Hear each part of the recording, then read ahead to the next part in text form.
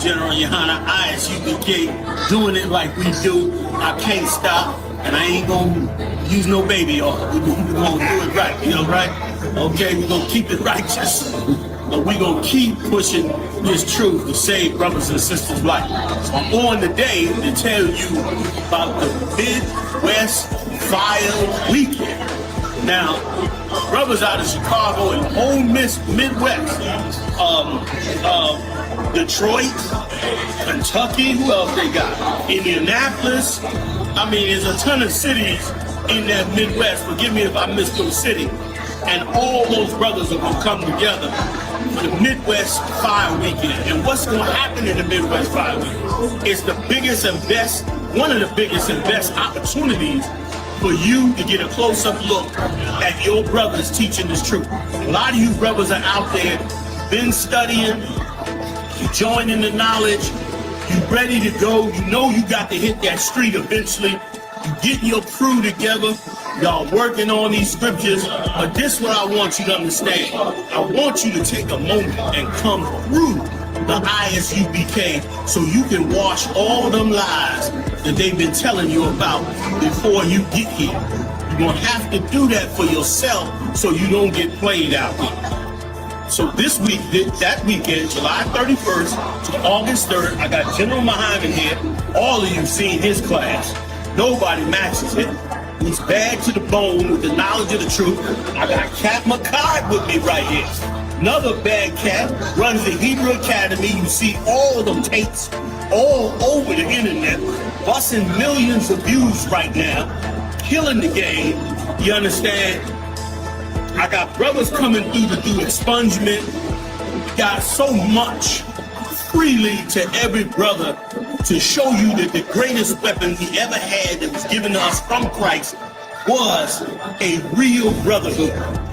Midwest Fire Weekend, I don't care where you at in the country, take a moment, get in them wheels, hop on that plane, July 31st, August 3rd, go on one of our websites, pull up the hotel, come on out there, bring your crew, you all right.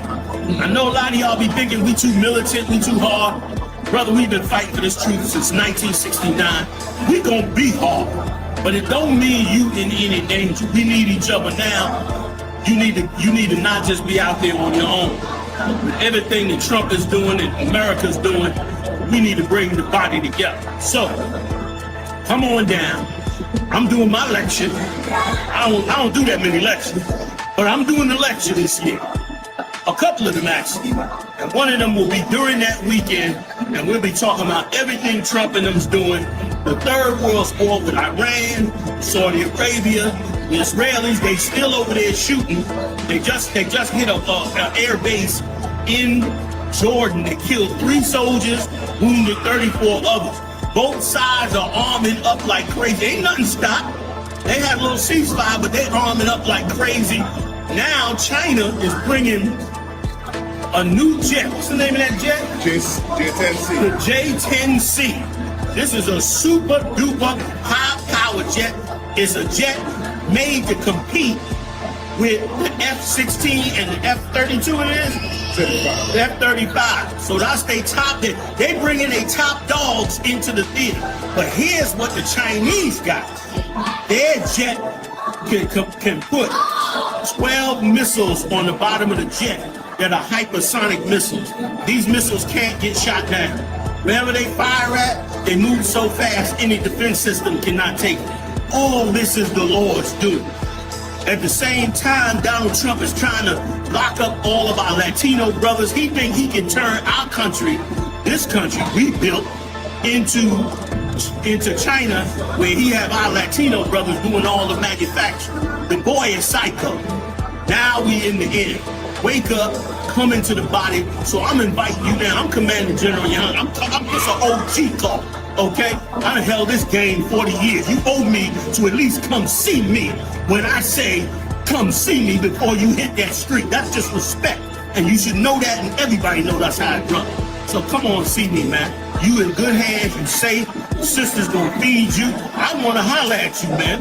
I don't wanna see you after you make 10,000. or general, I want to see you now so I can see where you start and where you finish. Come holler at me, man. The Midwest Fire Weekend. Captain Mawakwa, he's in charge. Him and his team from Chicago, they gonna do it up. And they do it every year, which is why it's so popular. So I'm looking forward to seeing everybody come out, man. Now is the time. Bring this body together, man. I'll see y'all later. Y'all want to say something before I go? Y'all good?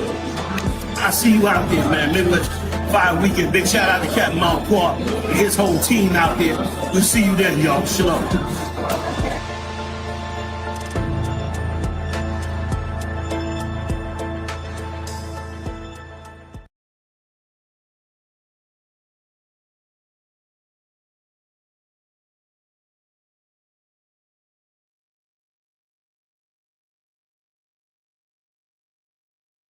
Yeah.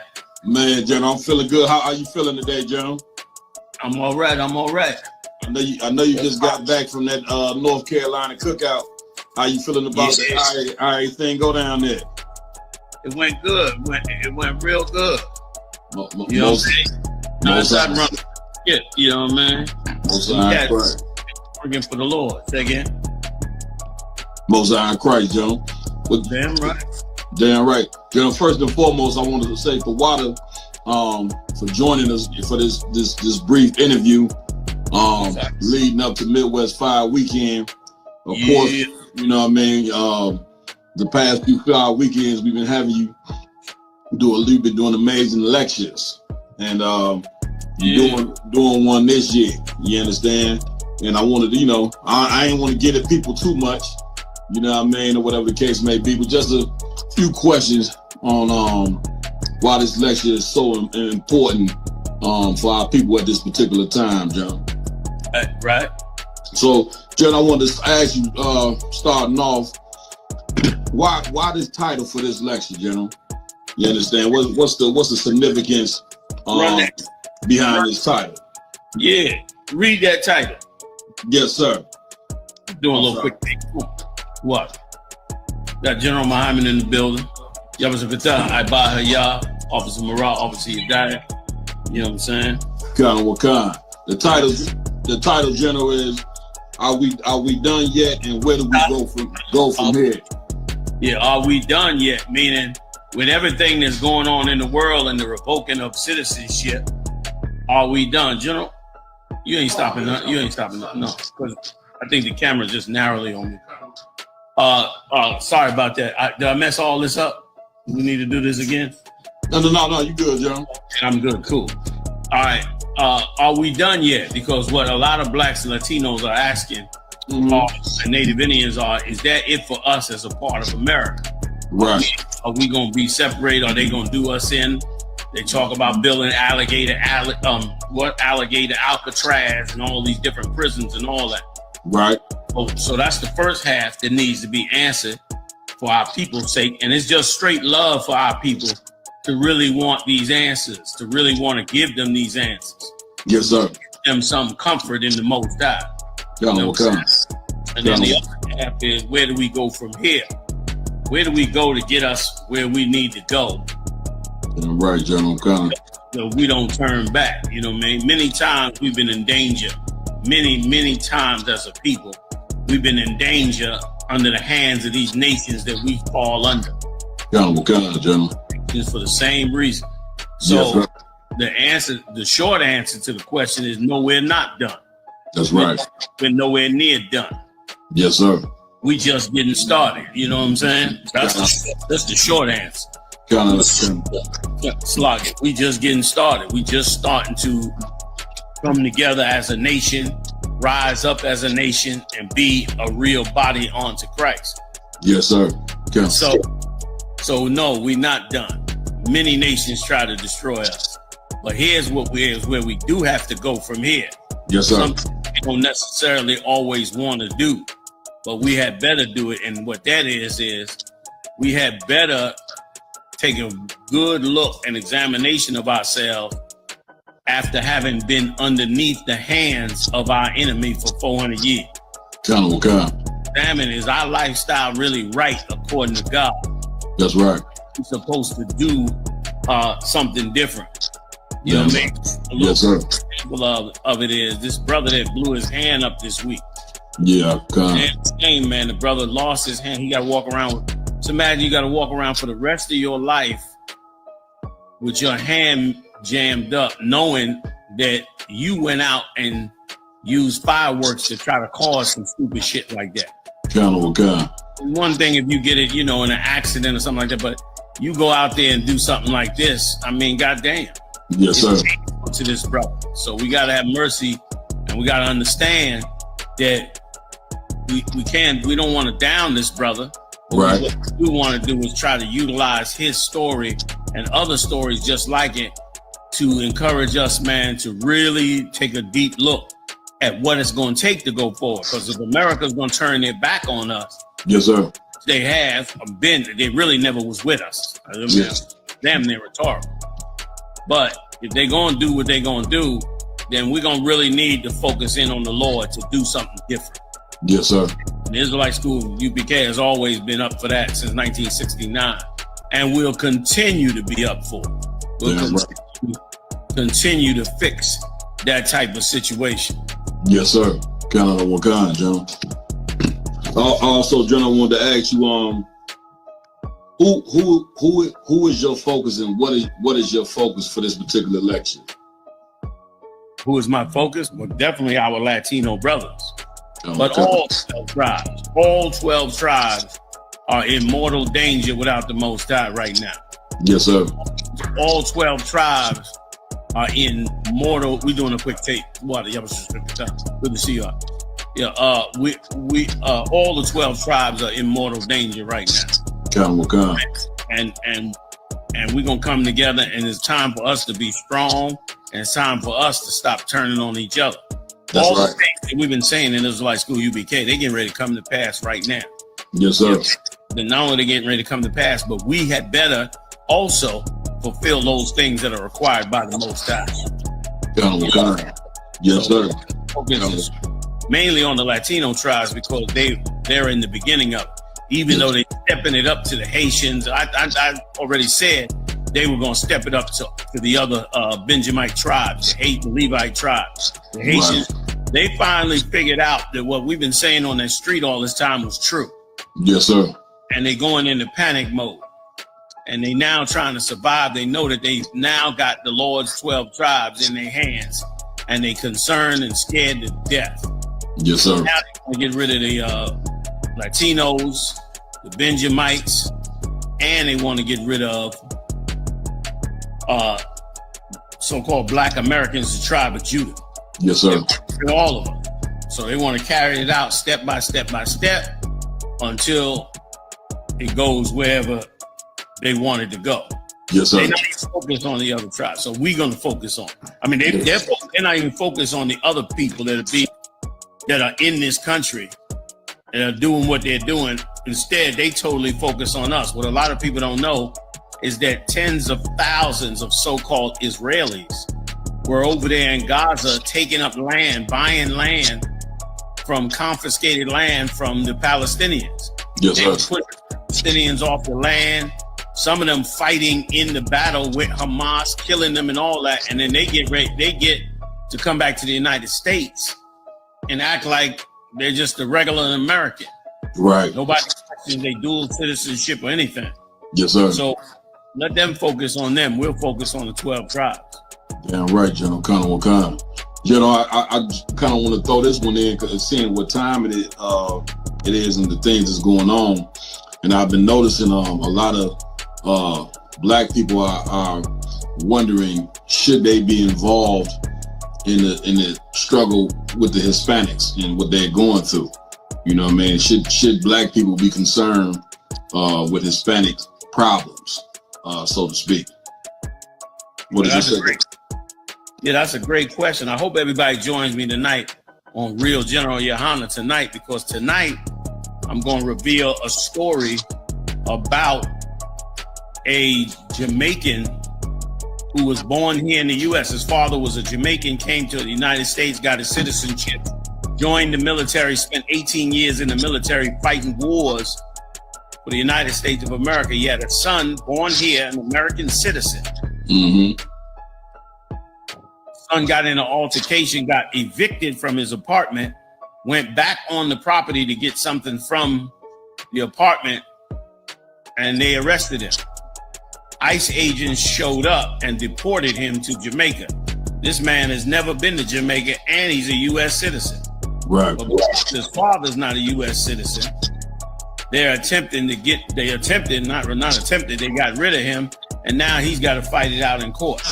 Oh, God. That's one example of the different dirty tricks that they are attempting to use in order to not respect the law or the citizenship of the United States. Yes, sir. White people are going to pay a hefty price for this because they don't understand. Donald Trump is teaching them to hate us, and all the while, really radicalizing white America. And he's going to radical white America, and then he's going to send them all to war. Yes, sir. And all their sons and daughters killed. John. Yes, sir. John, I got one last question. I ain't want to keep you all night. Again, I appreciate you joining me for this small segment. As the lecture approaches, it'll be August 1st during Fire Weekend right here at the Chicago School, 9909 Roosevelt Road. And I look so forward to it. Go ahead, Officer. Absolutely, sir. And seeing on that day, are we done yet, and where do we go from here? For those who have never heard of Commander Jenny and Hunter, what will they take away from this lecture if they in attendance or if they tune in? What will they take away from this lecture? Well, first of all, they'll take away a good peace of mind. A good peace of mind because they'll have a better understanding of what is going on, what is going to happen in the future according to the Lord. Yes, sir. They're going to have a better understanding of that, number one. And that's comfort, number one. Number two, they're going to find out what is really important. Yes, sir. Now we come into the time where you're going to learn what is really important and what has not been important. Sure. And you can learn just how strong or weak you and all your people are. So they're going to be able to take away that. And yes, of course, all of the other usuals, a close understanding of the Lord, a close understanding of, who we are as a people and why the Israelites do what we do. That's right. A good, close understanding of it. I know what kind, John. Yes, sir. Well, listen, I appreciate you, General, joining us for this small segment. Are we done yet? Where do we go from here? August 1st, Midwest Fire Weekend is going down. It's a free lecture by Commander Jenny Hunter. We hoping all Blacks, Hispanics, and Native American Indians will be in attendance. We also will be streaming it free as well. And so we appreciate you for that as well, General, for leaving them down. I appreciate you having me. I look forward to it. I'll see you soon.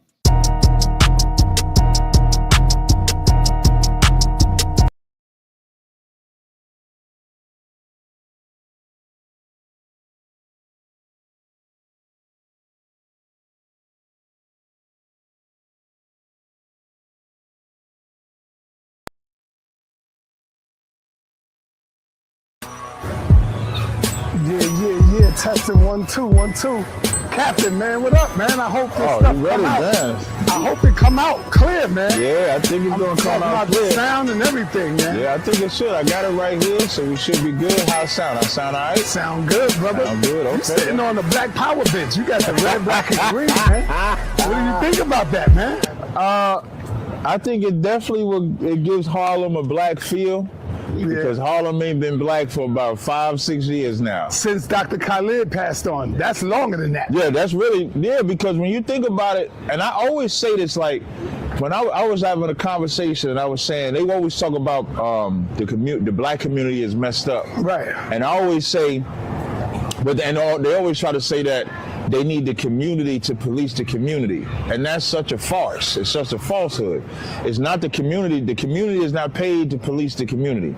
the cops are paid to police the community. So for example, if a civilian sees a drug dealer selling drugs, that civilian can't go to that drug dealer and say, get off the corner. He can't arrest him. If he was to harm him, he would actually get arrested by the cops for assault, because that's not his job. That's the cop's job. And why do I say that? Before Khalid and before the 2000s hit, Harlem was a black neighborhood, but it was also a drug-infested neighborhood. It was also full of crime, XYZ like that. And then they wanted to integrate. Even if you go back to when y'all first came on 125th and Lenox Ave, remember, that was a vacant lot behind us when y'all came out there. Yeah. And then when they wanted to gentrify it, they brought more police in, they start policing, and now that same area is a Whole Foods now. Yeah. You got Raising Cane's, you got Chick-fil-A, and now you see all these white people, and you know what they gave us? A red and black green. And we happy with that. We're happy with that. But you know what else that we're happy with? When they name a street after us. Yep.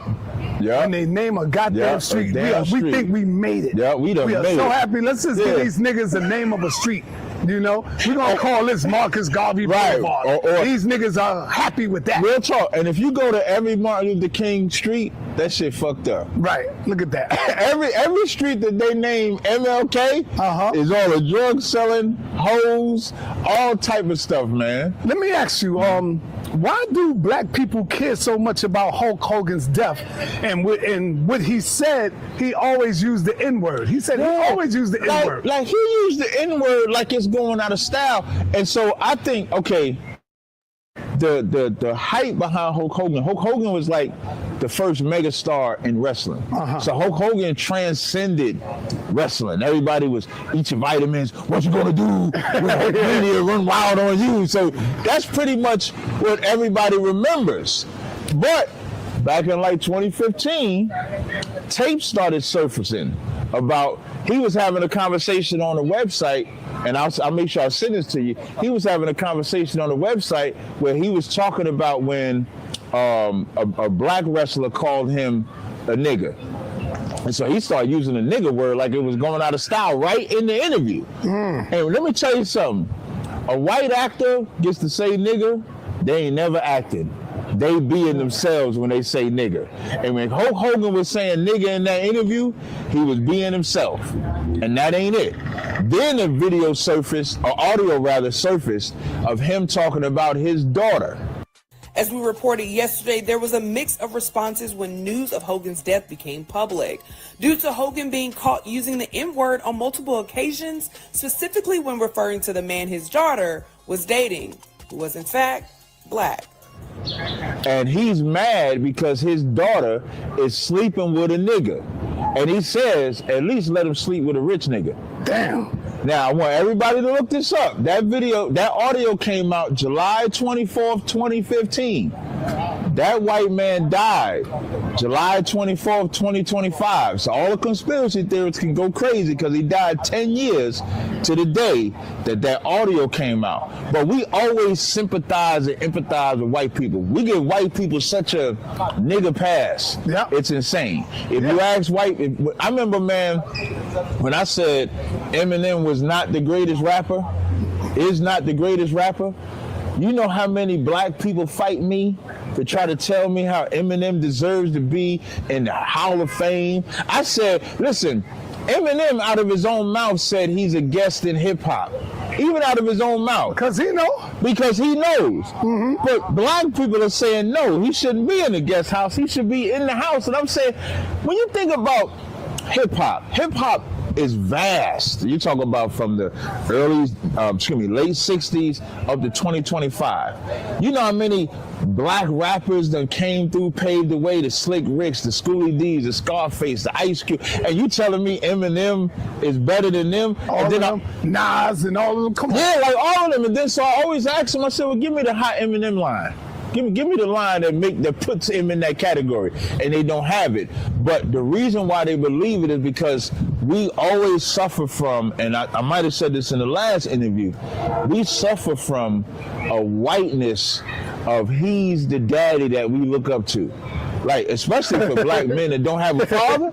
Right. Like, the white man becomes your daddy. He becomes the, man, if I want to be anything, I could be like him. Just think about all the things you could do. You could be a criminal. That's the white man you're looking up to. You're not looking at the white man. You don't look to white people for righteousness. You look at white people for wickedness. And so when we look at Hulk Hogan, we see him leg dropping and the celebrity status that he has, to where people, I put up this meme on my Facebook where I had a picture of Samuel L. Jackson from Django. You remember in Django when he was like that Sambo? Yep. And you got Hulk Hogan and he hugging, and that's how black people look like, mourning over a white man that would call you a nigga if he saw you. And so we suffer from that whiteness. We suffer from, if we ain't looking up to the white man, we lusting after a white woman. And those are the two things that destroy us. Shit, there's a video of this black dude on camera, and a white woman pistol whips herself in the face. What? But he being charged with assault. I'm gonna send you the video. Yes, he's gonna send me that. I'm gonna send you the video. Yeah. It's on this. If that video is not out, he's in jail for beating a white bitch. And you know what she got in common? What? She on OnlyFans too. Like, niggas need to leave these hoes alone. Mm-hmm. You got this white bitch on OnlyFans. She runs into the refrigerator. See, listen. This white bitch runs into the refrigerator. Now he's standing there. Like, so in the video, you see him standing there. Now they in the room together. He's standing there. They're in the kitchen. Runs into the refrigerator, falls on the ground, picks up, it's a gun on the table, picks up the gun, starts smacking it. Down mad, I keep smacking myself. Smacks herself with the gun. And said he did it. Said he did it. Oh, man. Without that video? Yeah, he would have been toast. He would have been done. Because they is not going to believe no nigga over no white woman. So, in closing of the Hulk Hogan, in closing of the Hulk Hogan, we got to stop suffering from white love, from looking up to white people. Like, white people, how long are they going to be our idols? Because it just represents the death of us. Yeah. Now, it's like when you're looking at hip hop, it's always people say, man, you know, they stole jazz from us. They stole R&B. They stole hip hop. I always say, no, we gave it to them. Yeah. We handed it over to them. Because when we see white boys like Eminem and all of them, we proud that they can be able to do it. Yeah. You know, it's like we want them to fit in with us. That whole invite them to the cookout shit. It's like we want them, it's like, oh, it's a white, like you could be a bunch of niggas and one white person, and they will gape and like lap like a damn dog thirsty for water to get that one white person. Check this out, like how much we hate each other so much, and we don't want to see each other rise. Look at DJ Khaled. What the hell is this motherfucker doing where he's making millions of dollars, where we had DJ Clue, we had DJ Clue, Ron G, right, like Kid Capri. Like, we got so many black DJs. Right. And here's the crazy part. You know how they get on Latinos for saying nigga? Ain't nobody said Khaled can't say nigga. DJ Khaled saying the N-word. Yeah, I mean, I'm a nigga. You see what I'm saying? Like if somebody ever took that in what's that word? Arrogant? I mean, Arrogance? Yeah, like if somebody thinks it in another way, they dumb. You know what I'm saying? Taking it right. Like if they take it to I'm trying to be, nah, that's like, I grew up like that. It's a slang. It's actually a positive word, the way I use it. Khaled say nigga like it's going out of style. And that song, I'm So Hood, he said, who? Yeah, nigga! And ain't nobody said, why is Khaled saying nigga? But the Latino can't say nigga. Yeah, that's crazy. That's crazy. Let's move on over to the political side for a minute. Let's talk about Joe Biden's son, Hunter Biden. He said smoking crack is safer than alcohol, brother. Joe Biden's son said smoking crack is more safer than alcohol. Talk to us about that. I had to watch this video about 3 or 4 times because I could not believe that a white man said that. Now, he said 3 things. So before he even gets to the alcohol, they asked him on. So now he's saying, first of all, he breaking down how to make crack. So he talk about all you need is sodium bicarbonate. Well, the only difference between crack cocaine and cocaine is sodium bicarbonate and water and heat, literally. That's it. This is free. You can go to your neighborhood convenience store and just get. Anyway, I don't want to tell people how to make crack cocaine, but it literally is a mayonnaise jar of cocaine and baking soda. Mix it, and he says doing it that way takes away all the impurities out of the cocaine. So now it's a hard rock, so you can smoke it. Clearly, this is a drug addict. I don't want to have the experience of some euphoric recall. That's how powerful crack cocaine is. Does crack cocaine make you act any differently? No. Is it safer than alcohol? Probably. People think of crack as being dirty. It's the exact opposite. like Hunter Biden. Remember they found cocaine and everything in the White House. Yeah. And he's a criminal. Right. Joe Biden, I remember Joe Biden said he would never pardon a relative, but he pardoned his son. He made sure his son did not go to jail. That's the advantage. Same thing with fucking Trump. Yeah, Trump do the same thing. He pardons all the dudes that ran up in the White House. Pardon everybody that ran up in the White House. And so then he says, so they asked him, so he says there's no difference between sniffing cocaine and smoking crack. And I don't know, like, if you grew up, anybody that is old as me and seeing what crack did, when it was just cocaine, you know, and this is not to make any drug, like we shouldn't do no drugs. Right. But when we talk about sniffing cocaine, there was downsides to sniffing cocaine. But when it came to crack, women was selling their babies. Word. I mean, I ain't talking about diapers. I ain't talking about clothes. I'm talking about selling their child for crack. That demon, bro. I mean, there was a demon. Like, you one hit of that crack, you walking around here like a zombie. Remember, Public Enemy had Night of the Living Baseheads. Because that's what they would call them. If we saw New Jack City and you see how Pookie Chris Rock was, that's what crack did, where you would be like a walking zombie out here. When I was coming up, I remember this woman let 10 men in her house. All of them did her so she can get high off of crack. That's what crack did. But that's what stupid white people do. White people that are drug addicts, they don't understand what they're saying.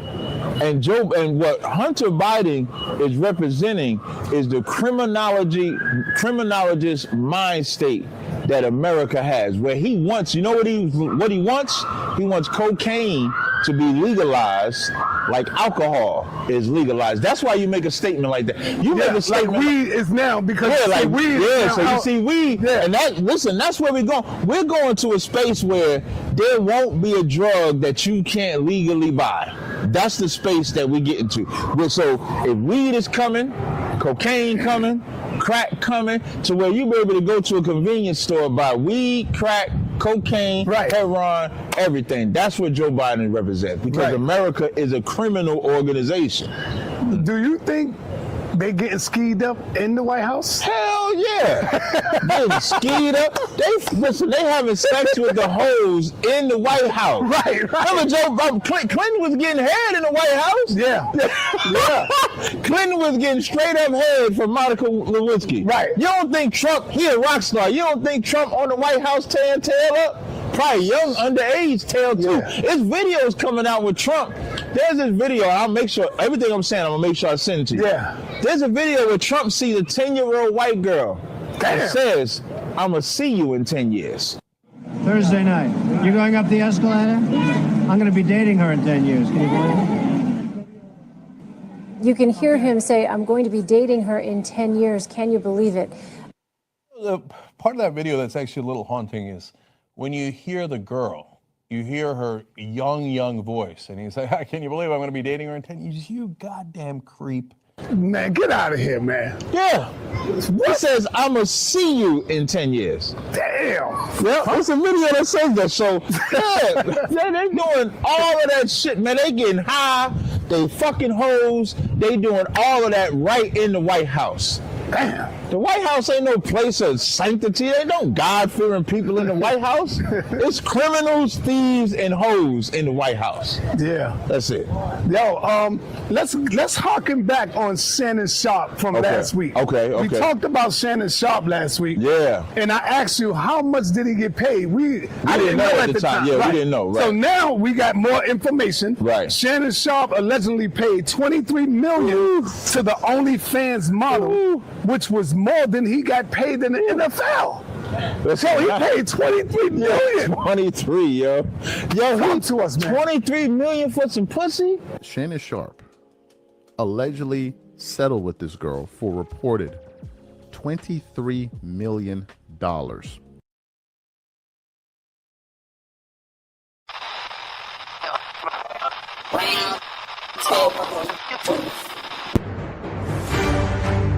He's the man that came up with the term African American. Right. We from now on we call African American.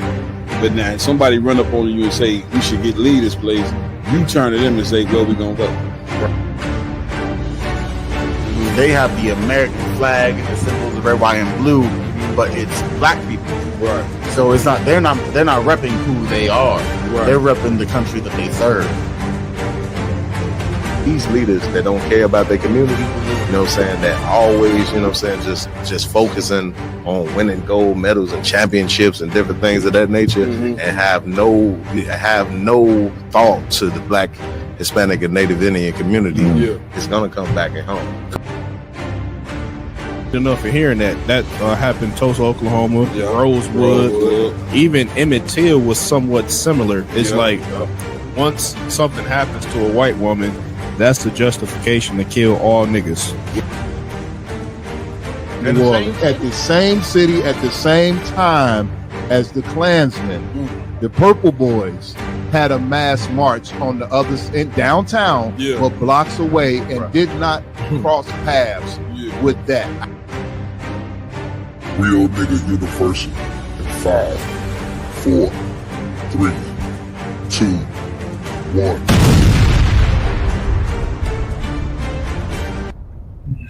Hey, Shalom Israel was good. Round Table of Truth. Y'all know how we do it, man. So you right here. You know what I'm saying? We on deck. Midwest 5 weekend in full effect. Get out of hand. That's right. You understand? And of course, man, we got to run through it like always and pay homage. First, we want to pay homage to the Most High, Yahweh in the Hebrew, God of blacks, Hispanics, and Native American Indians. Right. We like to call him the nigga God because that's what he is. You understand? And of course, we want to give it up to our King Yahweh Shah Mashiach, right, whom the world ignorantly called Jesus Christ. And of course, we got to give it up to the man with the plan, none other than Commanding General Yohana. That's right. Got to give it up to my hosts that rock it out with me every week. To my right, we got Officer Lamakiala in the building. And to my strong left, we got Officer Yaradan in the building. To my far right, we got Officer Iwalam in the building. And to my far left, we got Officer Mayad in the building. I always got to give it up to my team on the ones and twos, the engineers, the best engineers in our education. Hey, come on, sir. You other engineers, you step your game. That's you want me to tell you. I just feel like I got the best engineers in the game. Yeah, this there. Give it up for Officer Ramawan in here, man. Doing what he do. And man, listen, the brother, man, hardcore to the bone, Officer Raj Karab. We got a ton of special guests that's gonna join us here on the Round Table of Truth today, as it is the Midwest 5 weekend, the second cookout, you know what I'm saying, of all the cookouts. I think it's 5 cookouts in total in the ISUBK. We the second one. I think New York, you know what I'm saying, is coming up next, the Big Apple. You know, New York City, we're gonna be down there, of course, as well. Headquarters, you understand? And y'all listen, y'all hear him. Listen, y'all hear him on the mic already. Y'all already know. It ain't but one nigga that talk crazy to me like that. And it is none other than Captain Tazan. Yeah, goddamn it. Do not call him the Kimmer Killer no more. He go by everybody killer. Everybody gets ass whooping. Everybody. Just raise your hand. Everybody. Yeah, just put it up. If you ain't in the school, you liable to get fucked up. If you ain't in the school. I thought that was a damn real alarm. I Nah, damn iPhone, man. Oh, okay. So fire is over there. Man, so y'all know how we do it, man. Roundtable True Midwest Fire Weekend. Big up to Commandant Jenny and Hannah for making all this possible. You know what I'm saying? Jenny and Hannah gonna be doing his election tomorrow in a few minutes. Also, we got General Shawamar about to join us on the Roundtable Truth. We got a whole breakdown, you know what I mean, on how to fix blacks and Hispanics. It's about to be real heavy. This the kickoff, you know what I'm saying, for the Midwest Fire Weekend, man. We got a ton of events back to back, you know what I mean. We hope you can make it. If you can't make it, tune in. We going live on basically every damn thing. Even when we kicking it, you gonna see Oscar Rob flip some phone up in the air. You know what I'm saying? They gonna be eating a sandwich or something to drink. Damn,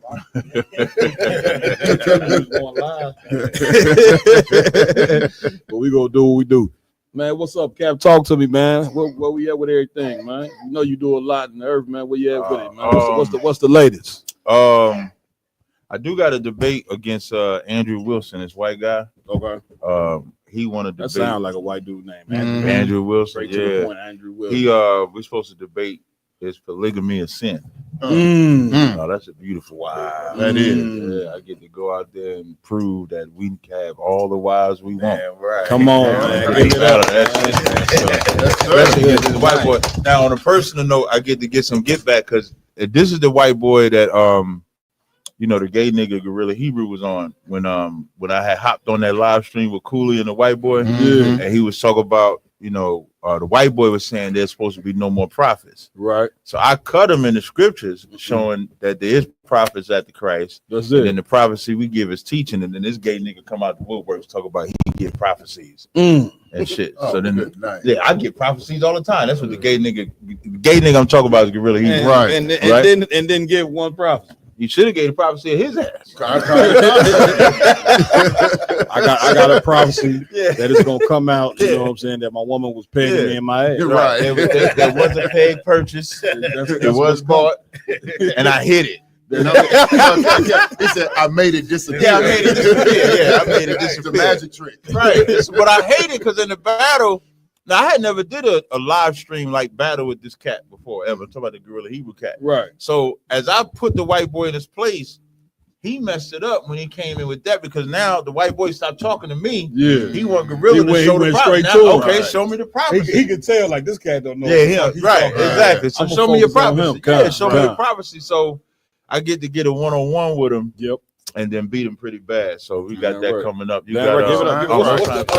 What's the date on that? Next Thursday, August 7th. And what's this gonna be filmed? It's gonna be on my channel. On what's that? Cooley gonna have it on his channel, Captain Tazariak TV. Captain Tazariak TV. Make sure y'all subscribe to that. 7 o'clock. General Hyman gave me the green light to do it because that's technically when class is. But he gave me the green light to do it. That's right. So I'm gonna go and whoop his ass. Man, most time, they got the right man to do it. You know what I'm saying? Listen, man, I do debate. 40, what was it? 40, you on 40? 40, the internet say about 43. 47, 40. Yeah. By the time this weekend over, it'll be about 45. Yeah. Go ahead, LeBron.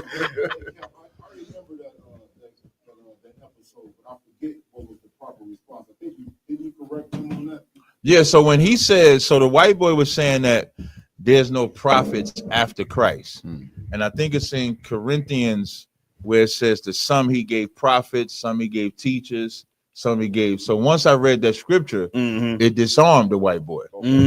So then the white boy switched it to, well, what prophecy do y'all give? What type of prophets that you are? And so I went to Matthew 12 when Christ said, remember when they asked, they said, show us a sign. And then Christ said, a wicked and perverse generation seeking for a sign, but you only going to get the sign of Jonah.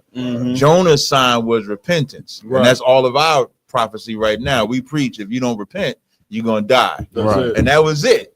And then the gay nigga come out of the woodwork. Well, I gave a prophecy all the time. I gave like 4 or 5 prophecies that have actually come to pass. That's what he said. That's it. But you know what? Something like that, you know what I'm saying? The script, big shout out for that cut too. You gave.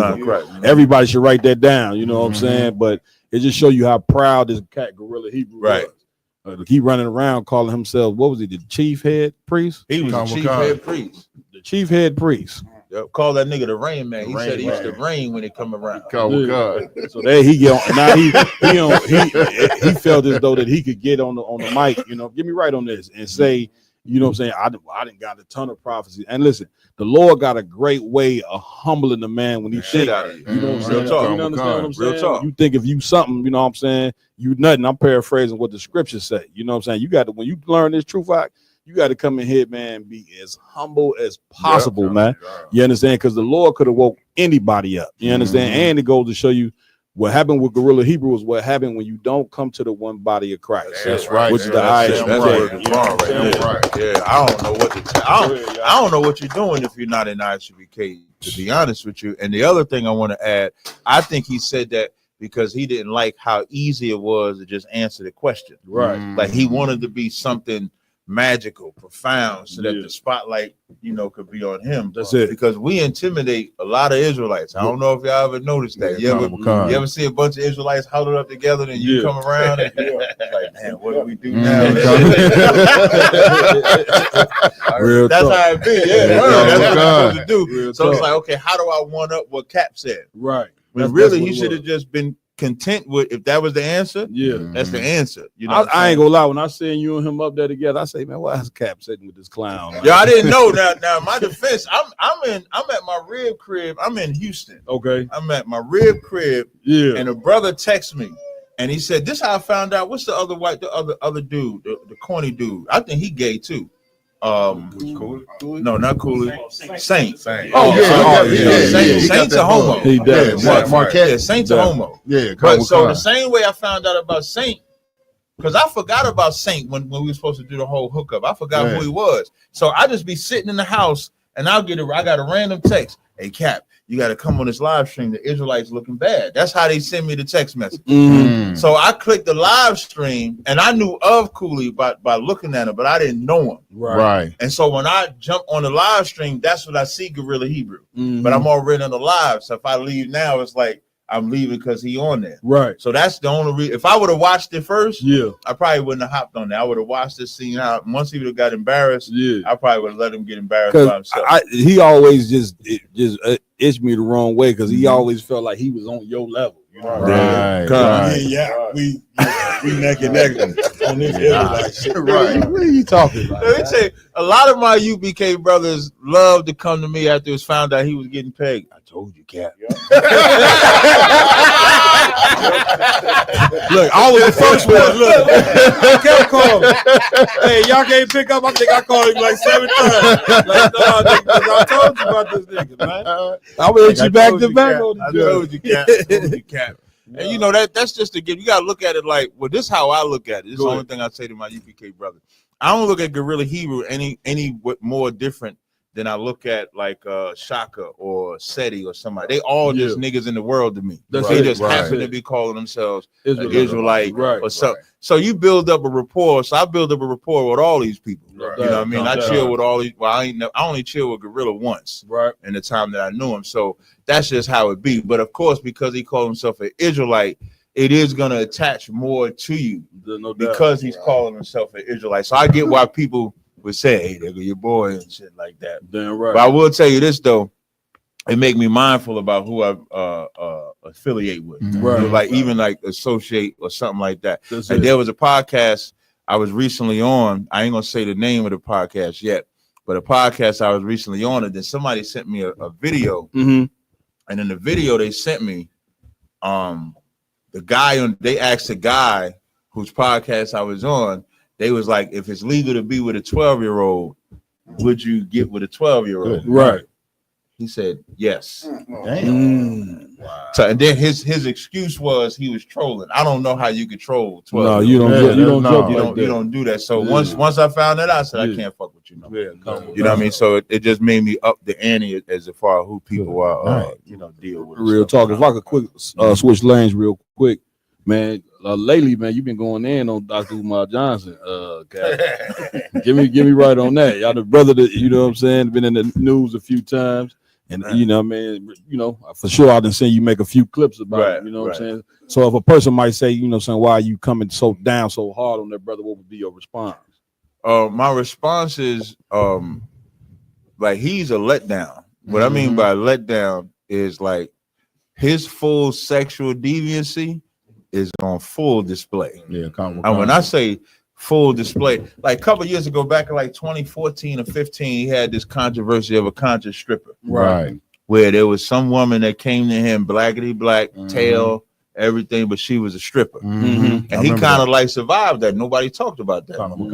And then in March is when the whole baby mama scandal came out, where we find out that he got 2 baby mamas he ain't doing shit for, XYZ like that. And then in essence, we kind of all stood for him because we know what black women do. Right. We know that black women will vilify you and stuff like that. So instead of just jumping out and condemning them, people was like, nah, we know what black women do. Let's wait and see. And the story he gave seemed to be believable. Now, I'm not saying that the story is a lie or not. Right. But when the character flaws start coming in, is now there was a video of him saying that God said don't have premarital sex. Right. That's what he said on camera. He said this is why God say don't have premarital sex. And now he's talking about throat goat, masturbation. Right. He talking about all kind of shit. Fishy coochie, but he been there multiple times. That's it. Right. So now when you take somebody like he parades himself as Frederick Douglass' relative, Right. venerates Marcus Garvey. Right. People look at him as like a modern day leader, like a Malcolm X type, XYZ like that. And whether I agree with those prior men or not, right, they don't have sex scandals. Right. You know, they ain't out there. There was a recent video I just put up where he on an airplane. There's a black woman. Now I don't know if she a Hamite though. Right. Because I don't know where he at. So Regardless of what she was. Regardless of what she was. Totally off. So he takes the camera. Now she got, full of tail. The tail is out of this world. And it was so. Can we get a replay on? No, he's not. And his sexual deviancy on full display because now that's some stalker shit. That's it. Because he takes the camera, not only films her, make a skit out of it. Play the Johnny Gill song, There You Go. And he just looking at her. And then when she spots him looking at her, he puts the Metal Gear sound like that. And then she walks away because she don't want to be on camera. That's it. And this supposed to be who's the leader. So what's he pretty much, I want to say this, it was really a violation. Yeah. You know what I'm saying? Once again, we men, you see a beautiful woman, you look for a second or two, but to pull out a phone and film her, you know what I'm saying, it was a bit much. But go ahead, y'all. That's a sex, like that's almost sexual assault. You She can say, why would you do that? Why would you put me? What if she don't want to be on social media? Right. So the way that he's conducting himself, at some point, it just got to be exposed. What the school? What's going on the school. in Delaware. Big shot if I could. Yeah, big up the real nigga that know how to bring school. You know what I'm saying? Cap Zazawine. 2 schools. ISUBK Delaware. ISUBK done built 2 schools in Delaware. This nigga got 1 school. They got every donation in the planet. Every week he coming up with the schools. Well, it look like it's gonna be an issue with the toilets. And we got to paint. What was it? And we got the floor broke out. And we got to paint. We got to put some paint on the doors. They just You know what's vandalized crazy? He put out some video where they bust out the window or broke into it. Yeah. But when he's looking at the floor, it's like CDs and shit on the floor. When the last time y'all niggas seen a CD? They don't even put CDs in the car. They don't even get CD players. Laptops don't have CDs on them. Don't nobody use them. Like using a CD to now is like somebody bringing up a cassette tape. Right. It's just outdated material. So that's not real. You know what I mean? And he's begging for money. You know the saddest part. He puts out a video, and here's how you know he lying. So he puts out a video saying his partner asked him for some money. And he's so egotistical in this regard. He says, so the homie asked the Prince of Pan-Africanism for some money. But he's talking about himself. He could just say me. But he got to say the Prince of Pan-Africans. That's the story. That's what his peons like to listen to. They like to hear that type of rhetoric. And that 3 times, that's like a chant. When he say that shit 3 times, that's programming. Then you got to snap yourself out of it. You got to snap yourself out of it because you'll get programmed in it. So one of the brothers was just saying that. Officer Karyas was bringing that out. He take some type of classes or something where he say that's what people do when they want to program. Yeah, that's all that's psychological. That's that 3-time chant. Yeah, that's psychological to get it embedded in your brain. And so as he's saying that, and he's saying my bank account is frozen because of fraud. It can't, like your bank account's being frozen can't be something that somebody else did. It can only be something that you did. I've experienced where somebody had gotten some money out of my account that I didn't know nothing about. All they do is they're gonna check your last transactions. They gonna walk put y'all.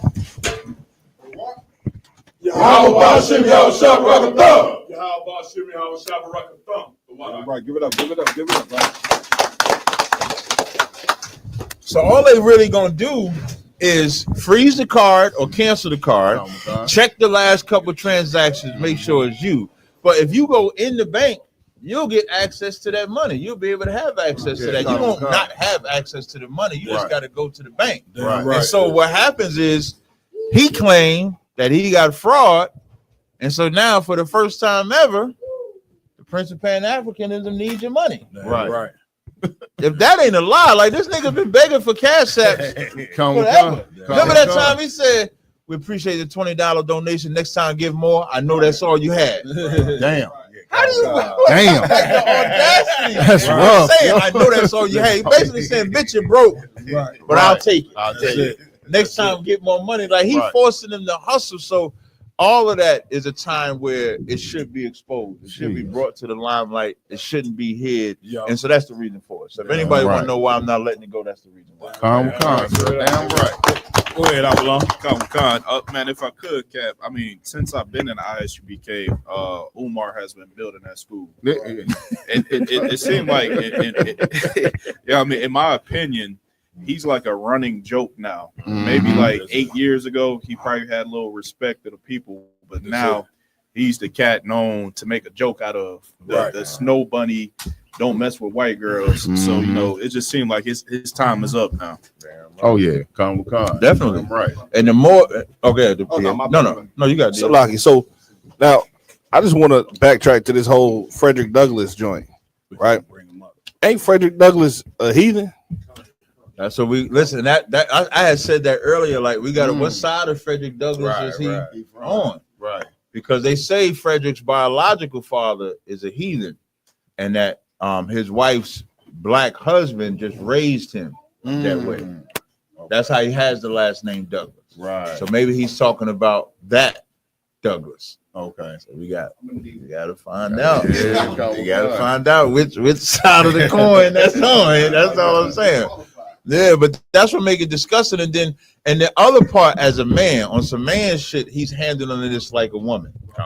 Like he got some woman talking about him. Let me tell you something. If a woman talk about me online, man, you can talk about me all day. I'm gonna just say she's mad because she ain't getting this rod no more. That's why she talk about me. You wanna know why she mad? She ain't getting this rod. She ain't getting this wisdom. She ain't getting none of the support anymore. And this is what women do. And you know what? Men are going to believe that. Right. And to some extent, women are going to believe that. Right. But when you get out there and you calling her fishy coochie, but then you say you was with her by your own words 3 times, nigga, you like fishy coochie. Either she ain't really got fishy coochie, or you like fishy coochie. So that's the only thing that it can't. There ain't no middle ground with that. Like, cause you could get caught out there one time. Right. Let's say you meet a sister, you know, you think she clean and holistic and all that. And you get with her in that box just fuming. And now you stay there. That's right. Cause you like, well, I'm already here. Y'all were down. Right. No, I'm saying I'm already here. I'm telling you, I'm putting it on me. So y'all were done. Said, don't put that on me.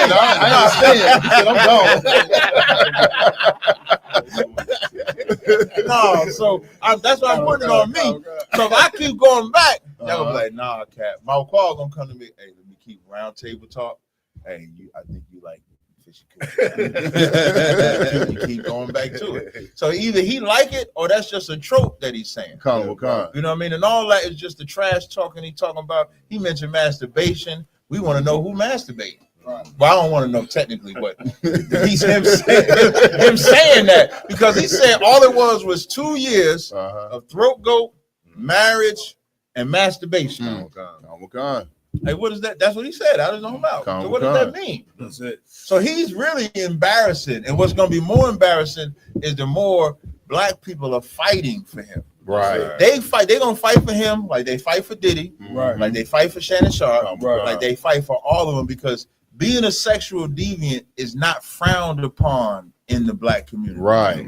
No matter what your sexual deviancy is, it's almost like they slept with underage girl. It's all right. Right. They slept with underage boy. You can forgive that. Right. They forgive all of that. Right. Like Diddy getting those charges dropped. They look at that like Diddy beat the feds. Right. They don't look at it like the Lord might have had a little slight mercy on him, but we shouldn't mess with him no more. Right. They look at it, Diddy beat the feds, so now all the sexual deviants like, man, I ain't gotta stop doing what I'm doing. I could watch like Gorilla Hebrew for sure. He said I could keep watching. Right. Diddy watching, I could watch. Right. Oh, Good yeah, night. He's a cuckold. Yeah. Gorilla, yeah. He got all types of helmets. He got a lot of demons. That's what people be. I seen this out in the hill on Gorilla. People be talking about that's his white side. Now we don't really do the whole black white side, but that is very Edomite-ish. Listen, that's a straight up fact. God. Man, listen, man, we want to give it up, man. We got General Shawamar in the building. Joining us on the round table of truth. General, how you feel? I'm Tawab. How y'all brothers feel? Doing good, sir. Good to see you, sir. Good to see you. Pleasure to have you here, General. Finally. It's been a second. I know you've been trying to get me up for a minute. Life itself. That's it. Yeah. Right. How was that ride up, General? 12 hours straight. It was a tough ride, but it wasn't, it wasn't bad at all. Damn right. I hit some traffic, coming up, but once I got through the traffic, good to go. Damn right. And I just want to say the water to you for all of the hospitality. I'm talking about from the time that I hit the city. Damn right. You had a drink waiting on a brother. I had food waiting in the office. I didn't reserve my rooms correctly. You made sure that I had a room to lay my head in last night. So I really appreciate that. Oh man, we appreciate you. Y'all don't know, General been putting in this game, putting his work and his truth for a very long time. General, how many years do you got in the game and the truth? I think about 35 years. That's 35 years of knowledge, wisdom, you know what I'm saying, and toiling, you know what I'm saying, and of course you see how this work is now all over the country. Damn right. How does it feel to see where the truth was and to where it is now? What is your outlook on that? The way I see it, the way that it was and the way that it is now, like the school has always been strong. Even before the split, the school was strong. But after the split, the biggest difference that I noticed is in the brothers. Like right now, I see yourself, Captain Tazariak, you got Captain Ariak, all these brothers that's sitting around this table. The spirit that's on the brothers are different from the spirit that was on those brothers. And it's you just got to say what it is. That's it. And the spirit that was on those brothers, it wasn't unity the way that I see it right now. Right. Of course, we got some things we got to deal with in here, and that's everywhere you go, you're gonna have some issues. But for the most part, the way I see it is that the school is real strong right now, and it's strong because of the leadership. Again, Captain Tazariak, yourself, you got Captain Aria, you got Captain DeBar Moff, and the beautiful thing about the truth is this: all of us are gonna go through problems. We're gonna all have issues, ups and downs.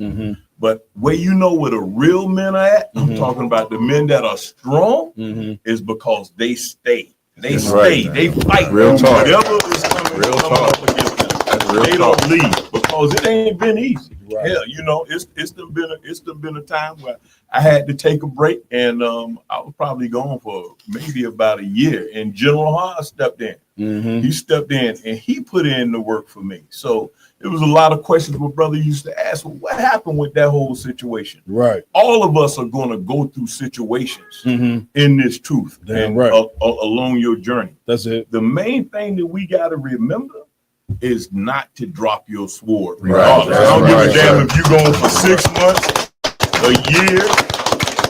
Just stay in communication with the brothers. Let them know what's going on. And don't drop your sword. Because me and Commander Junior Hunter had a talk when I was driving up here. And the talk was, we was talking about different brothers and, you know, how we've had to persevere through this. And the biggest thing is brothers will complain about the counsel that they've gotten from General Muhammad. And this is the problem. The counsel that they've gotten from some of you brothers. Right.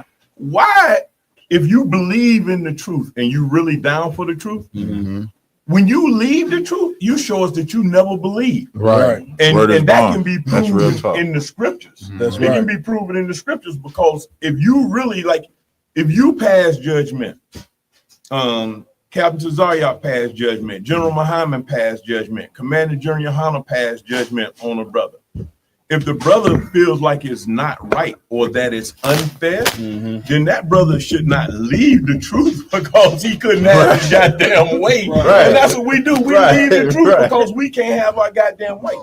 Instead, what the brother should have done was requested to take it all the way to the top and do what the scriptures say. Hell, bring it before the whole goddamn congregation. That's it. Bring it before the whole congregation, and then guess what? Let the congregation decide. But brothers don't do that. Brothers have never done that. What they do is run and then slander the school.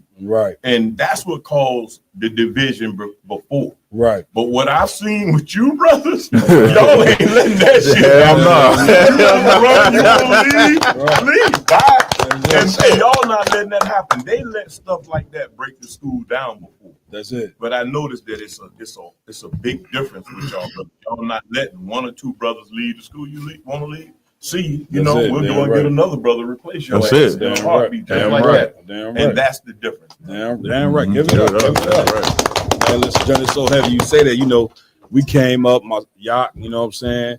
REI, we was down there when, you know, around 2009, 10, 11, you know what I mean? When it was just DC, really DC and Philly, you know what I'm saying? And of course, there was some hard days, you know what I'm saying? So ain't no way in the world we can let somebody really even care about somebody who's not genuine about this work. If they leave, man, shalom. You know what I'm saying? Right. We need kept right on ticking. That's right. And that's the beauty in it. Like when you say, like if you ask, well, what would keep you around that long through all the ups and downs? That's right. It's because I seen Arya come in. Hell, man, Arya was probably half his age right now the first time I saw him. And then I seen Tazaryak. I seen yourself. I don't remember you from Chicago for real. Right. I remember you from Philly. Right. I used to see you in Philly all the time. And then I see brothers like y'all that y'all are now building this school. And so it makes me feel good that, okay, damn, man, I'm getting older. I'm pushing 60, but I can rest assured in my mind, if Yahushua haven't returned, then guess what?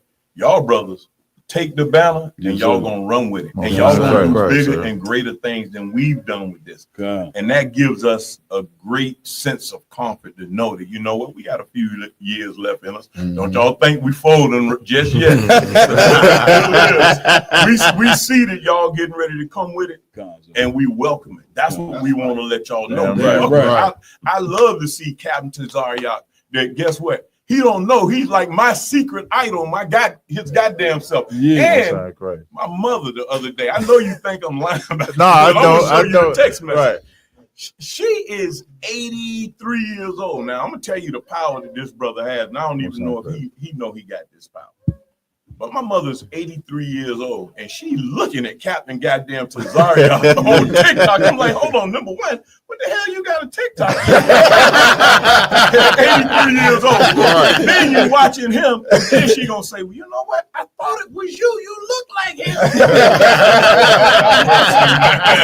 But it just goes to show that the work that these brothers and that y'all brothers, all you brothers are putting in, damn right, John, it can't be touched. Don't worry about, and I have to say this, don't worry about how big the school is. Because I'm gonna say this, and Commander Junior Hunter gonna bring it out in his lecture. Those purple cats, they look like they bigger than us. They look like they stronger than us. But how in the hell can you march 1,000 men in a city? Right. go and surround the church, do all that nonsense, and you don't feed one person in that city. I don't know if anybody thought about that. You got 1,000, 2,000 men in the city, and you can't feed one family. One. Once we start to really hit on that, the people gonna say, "Well, what the hell is their purpose here? Right. What are they doing here? Right. They're not trying to help us. You know, they're not helping the community. So that's what this is all about. Right. When we hold fast that the truth is about really, and what Yahushua did, and what our mission is to reach out to our brothers and sisters. You know, the Negroes, the Native American Indians, the Hispanics. We supposed to be reaching out to each other. That's it. And then once we connect with them, it's our job, it's our duty as priests and prophets of the Lord to make sure that they get this truth. And if they don't accept it right away, what we got to do is not turn our back on them. That's right. So that's the big thing. That's it. Anybody got questions for General Shawamar, please ask. Now is time. You know what I'm saying? You got 30, 40 years worth of history sitting up right here right now. You know what I'm saying? Go ahead. Come on, LeBron. Give him that mic. Okay. Go ahead.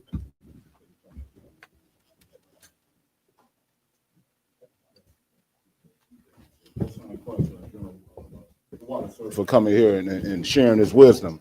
You once made a statement, and I believe it was either on Facebook or either YouTube, or it could have been a class, and you mentioned I believe it was you mentioned brothers wearing skinny jeans, and kind of what you're saying right now kind of go with that. If you can expound on what you meant when you said you remember the statement you made. Brothers, I done made so many statements. Okay, so you were saying big shout out to General Shawamar, all his quotes on Facebook, man. He rock all over with that. They're supposed to be the bomb. I'm telling you, they're supposed to be the bomb. I'm joking, of course. You know what I'm saying? Look, I'm gonna tell you something. It's a good thing to have a competitive spirit, right? Yeah, right. And all the brothers compete to a certain extent. God, but boy, I be battling with your ass on the goddamn quotes, oh, man. I be like, hold on, my car got like 4 different accounts. I'm trying to like, damn, I just give up some days. You inspired me to go. You know what I'm saying? It's a beautiful thing because it's another way for us to reach our people. That's right. I know that those are not scriptures just being put out there, but kind of just expounding on what Captain Cesariak was just saying. You know, we got to reach the people where they at. They don't be up here with us. That's why the scriptures also say use words that's easy to be understood. They understand all them little worldly quotes and stuff like that. And then once you can get them to start to interact with you, then you can say, well, this is what I was trying to say. Or this is what I meant. But if I put it out here like this, y'all would have just totally ignored it. That's just what it is, you know. Right, sir. So I believe you kind of hit on to it with what you just said, but I believe the spirit of what you were saying was don't reject them brothers based on what they wearing. You know what I'm saying? Because a lot of us, you know, and myself included, kind of frown on brothers with this new dress code. You know what I mean? Where they pants down to their butt. You know what I'm saying? You got anything you want to say on that, on top of that, sir? Definitely. I'm gonna tell you just like this. Christ would have went to the brothers with the skinny jeans on. He would have went to the whores. He would have went to the drug addict. Those was his people that he hung out with. Right. Like he said, if you already healed, you don't have no need for a physician. Right. You know, the people that's sick, those are the ones that need a physician. So a lot of times those are the types of people, like I said, with those quotes that I bring out, I'm trying to reach the people that don't have the truth. Right. I'm trying to reach the brothers and sisters that need the help, that need assistance. Right. Those are the people that once, and all of us are going to see this in a minute too, brother. When Trump finished doing everything that he's doing, come on, John. We're not going to be able to make it without those brothers and sisters that have not come into the school. That's it. I pray you understand. The brothers and sisters that have not come into this school is going to get to a point, if they don't support us, that the white man going to have his way with us. Because I'm going to tell you right now, if you're watching the news, Trump getting ready to take D.C. back from Muriel Bowser, who is the mayor in D.C. Right. He's getting ready to take D.C. back. When he take D.C. back, one of the things that he's going to say, he's going to ask, what have you all done with these guys out here on these street corners that's yelling and cussing the white man out all the time. And then what's gonna happen? He gonna mention, well, it's happening in New York, it's happening in Chicago. Y'all got these people out here cussing us out all day long. What are you all gonna do about this? Right. And you think they're just gonna lay back and they're gonna just ask us to come off the streets? Right. And it's funny because me and Commander Junior Hanna was talking about this yesterday. At any day. And this is where you're gonna find out where the real men at. That's why I'm gonna bring it out right goddamn. ICE can knock at your door any day and say, guess what? It's time for you to go. You got to get out of here. And then we're gonna see where we really at as men. Because now, and the general gonna bring it out too. At any time, they can knock at your door and say, hold on, y'all are enemies of the United States of America. We done looked at all the tapes, all the videos. We've been watching y'all for years, but now we got a president where we can do something to you all. Y'all got to get out of here. We sending y'all to Guantanamo Bay. We gonna send you to alligator something like that. What you gonna do then? That's it. But I'm gonna tell you who can stop them from doing that to us. Come on, Jim. It's the people. That's right. In masses, you see what they tried to do to Hispanics in California. The brothers came out and they supported them Hispanic brothers. And man, they went to war with the goddamn white man. And then so much so they had to call the military out. And then they had to back up. And that's what would happen if we have the support of the people. But the first thing we're gonna have to do is topple those purple cats. They got and they easy to topple. If we're looking at it from a strategic standpoint, all we got to do is bring out what the Negroes not doing. Because guess what? Y'all doing everything. Y'all brothers doing everything, and y'all doing it the right way. But the difference is we're not pointing out what they not doing. That's it. That's it. We need to point out what they not doing. They ain't feeding no goddamn body. How many? I haven't seen them niggas at. Excuse me, I almost forgot on your show. No, you got to go. Seen them Negroes at one clothing drive. If for the word nigga, this is the official real nigga. You there it is. Well, hey,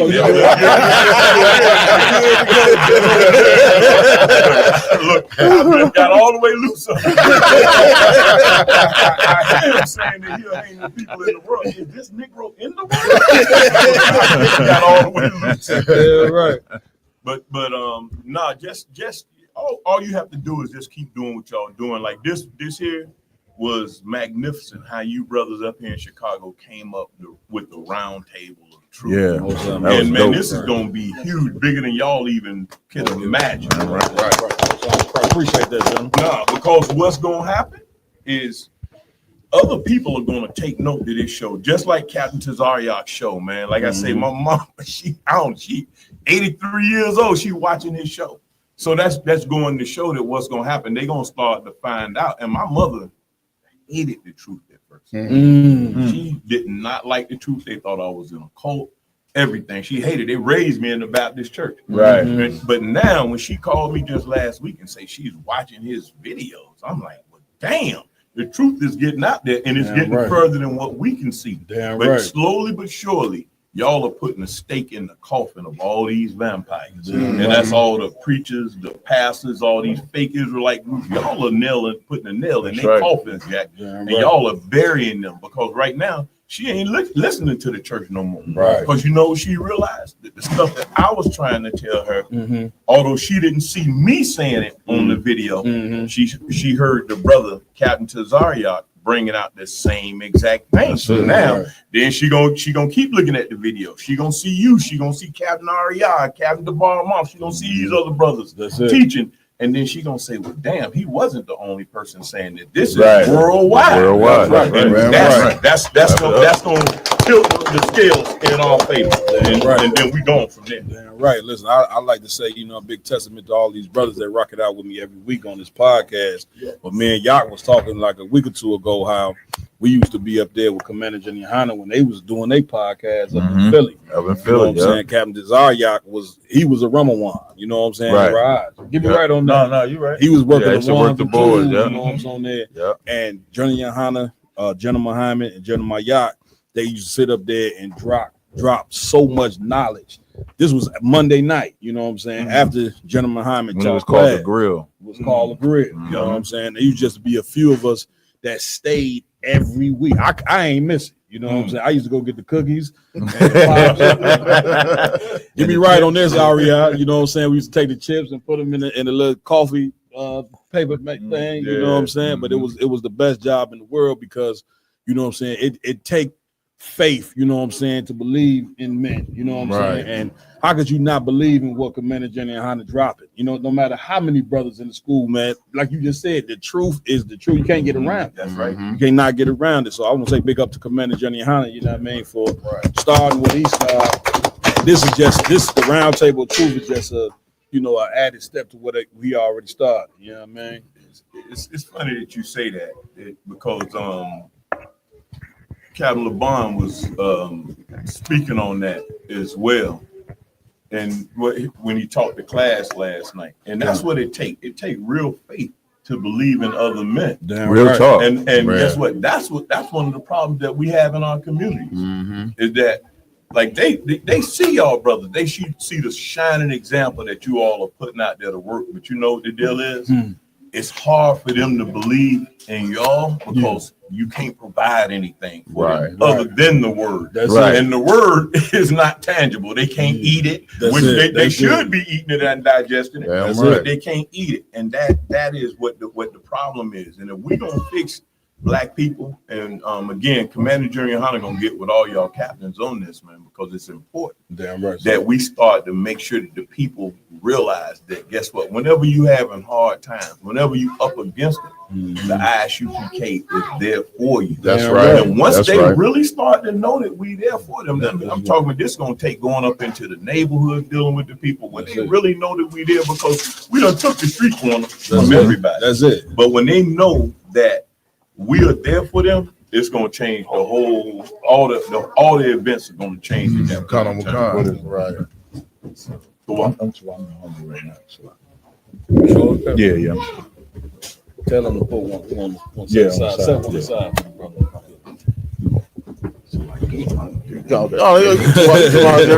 If I may, Cap, in general. Get out. Like what you were saying about like your mom watching Captain Tazaria's videos and stuff like that, and how she said, "Oh, is this you online?"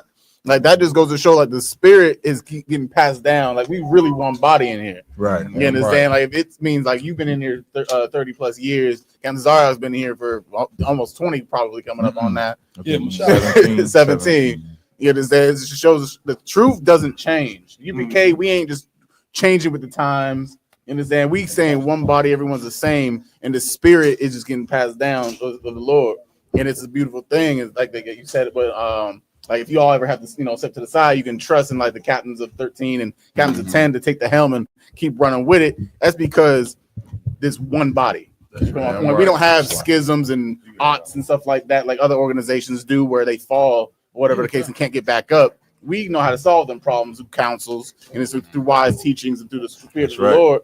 So it just keeps going forth, and it's a great thing. And I'm glad I met the bar mine like I did 12 years ago. Right. It's a beautiful thing. And guess what? Brothers, what we got to understand is this. Like, I'm from Florida. I know y'all can probably hear the Southern drawl saying that Negro country is he want to be. And I am. Guess what? And then I hear the difference in how Captain Tazariak speaks. And it's even different from how you brothers in Chicago speak. Right. We gonna have to learn how to overcome our differences in our community. Damn right. When we learn how to overcome our differences and learn how to accept the brother or sister for who they are, that's when we truly gonna level up. Because if like we gonna have be at odds with each other, but just like Lamont just said, we know how to go to council. We know how to overcome it, and that's what makes the school strong. But at the same time, we all of us have to learn to accept each other for who we are, and to me, that's a beautiful thing. Like I like the differences in brothers that are from different places, because what I've learned over the years is if I come to Chicago, I'm learning something different from the brothers in Chicago. That's it. If I go to New York, I'm learning something different from the brothers in New York. If I go to Cali, out there with Captain Gadalhar, and we went to Vegas and we had a hell of a speaking out there. I learned something different about those brothers and how to get down with those brothers. And of course, I noticed some things that they may do different.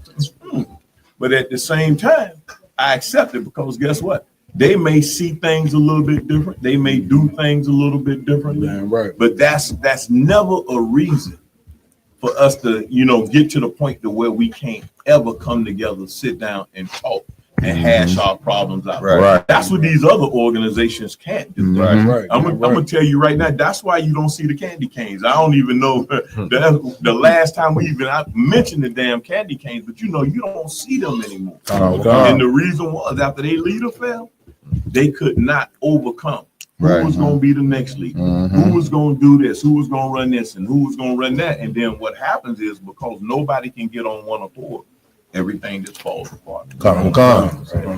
Y'all done? Yeah, if I could, General, if you don't mind, sir, you mind giving us a little background story? We heard a little about your mother and where you come from. Could we get like some of your family dynamic and like where it all began, sir? If you don't mind.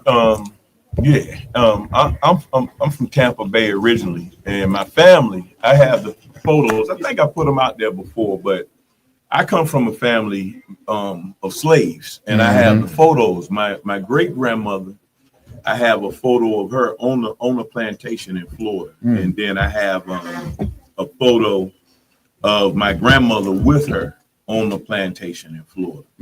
So that's where we come from, and so everything has been hard. I don't know if you like. A lot of us are historians, but I like to study the scriptures. But I also like to know what's happening in the world. That's it. And what's going on? Baltimore is the hardest place in the whole United States of America to come out of poverty. And if you're born in poverty, there's a 99.9% chance in Baltimore that you're going to die in poverty. The second hardest place to come out of poverty is in Tampa. And that's where I'm from. I'm from Tampa Bay. That's the second hardest place in the whole country to come out of poverty if you're born in poverty. So I come from a place where I never had anything. Was broke. I'm talking about me and Command. Damn, we just talked about so many things. I was on the road yesterday. And so when you ask that, I come from a place of food stamps, welfare cheese, and struggling for every dime. And so sometimes when you come from that, and I'm just speaking to myself right now, that's why brothers will see me going after trying to get as much as I can. And it's not because money is the main thing in my life, but you know what? You get to a point when, like, I'm gonna tell you, on the like the 18th or the 20th of every month, coming up from the time that I was about 7 years old, and I can recollect from about the 20th of every month, the 18th to the 20th, we didn't have food in the house. I'm talking about literally. There was when I went outside to play and we came in, every child would run into the house and you open that refrigerator. There was only water. So you just fill up on water and you run back outside and play. Now, the food that we did have was the food that my mother would have to put together and cook for us. And the reason why I'm bringing that out is, again, like you're going to find brothers and you're going to have to understand we coming from different places. But when you see a brother that's different from you, always try to ask yourself and relate to why that brother is like that. Because look, you know what my biggest fear is not having. It's coming into a home and not being able to eat. And then now as an adult, coming into a home and not being able to provide for my family, for my rib, and for my daughter. I don't ever want her or my rib to experience that. And now, once I came into the truth, my biggest thing is, and it's a hurtful thing, is that I don't want to see none of Israel have to go through that. You know, that is so.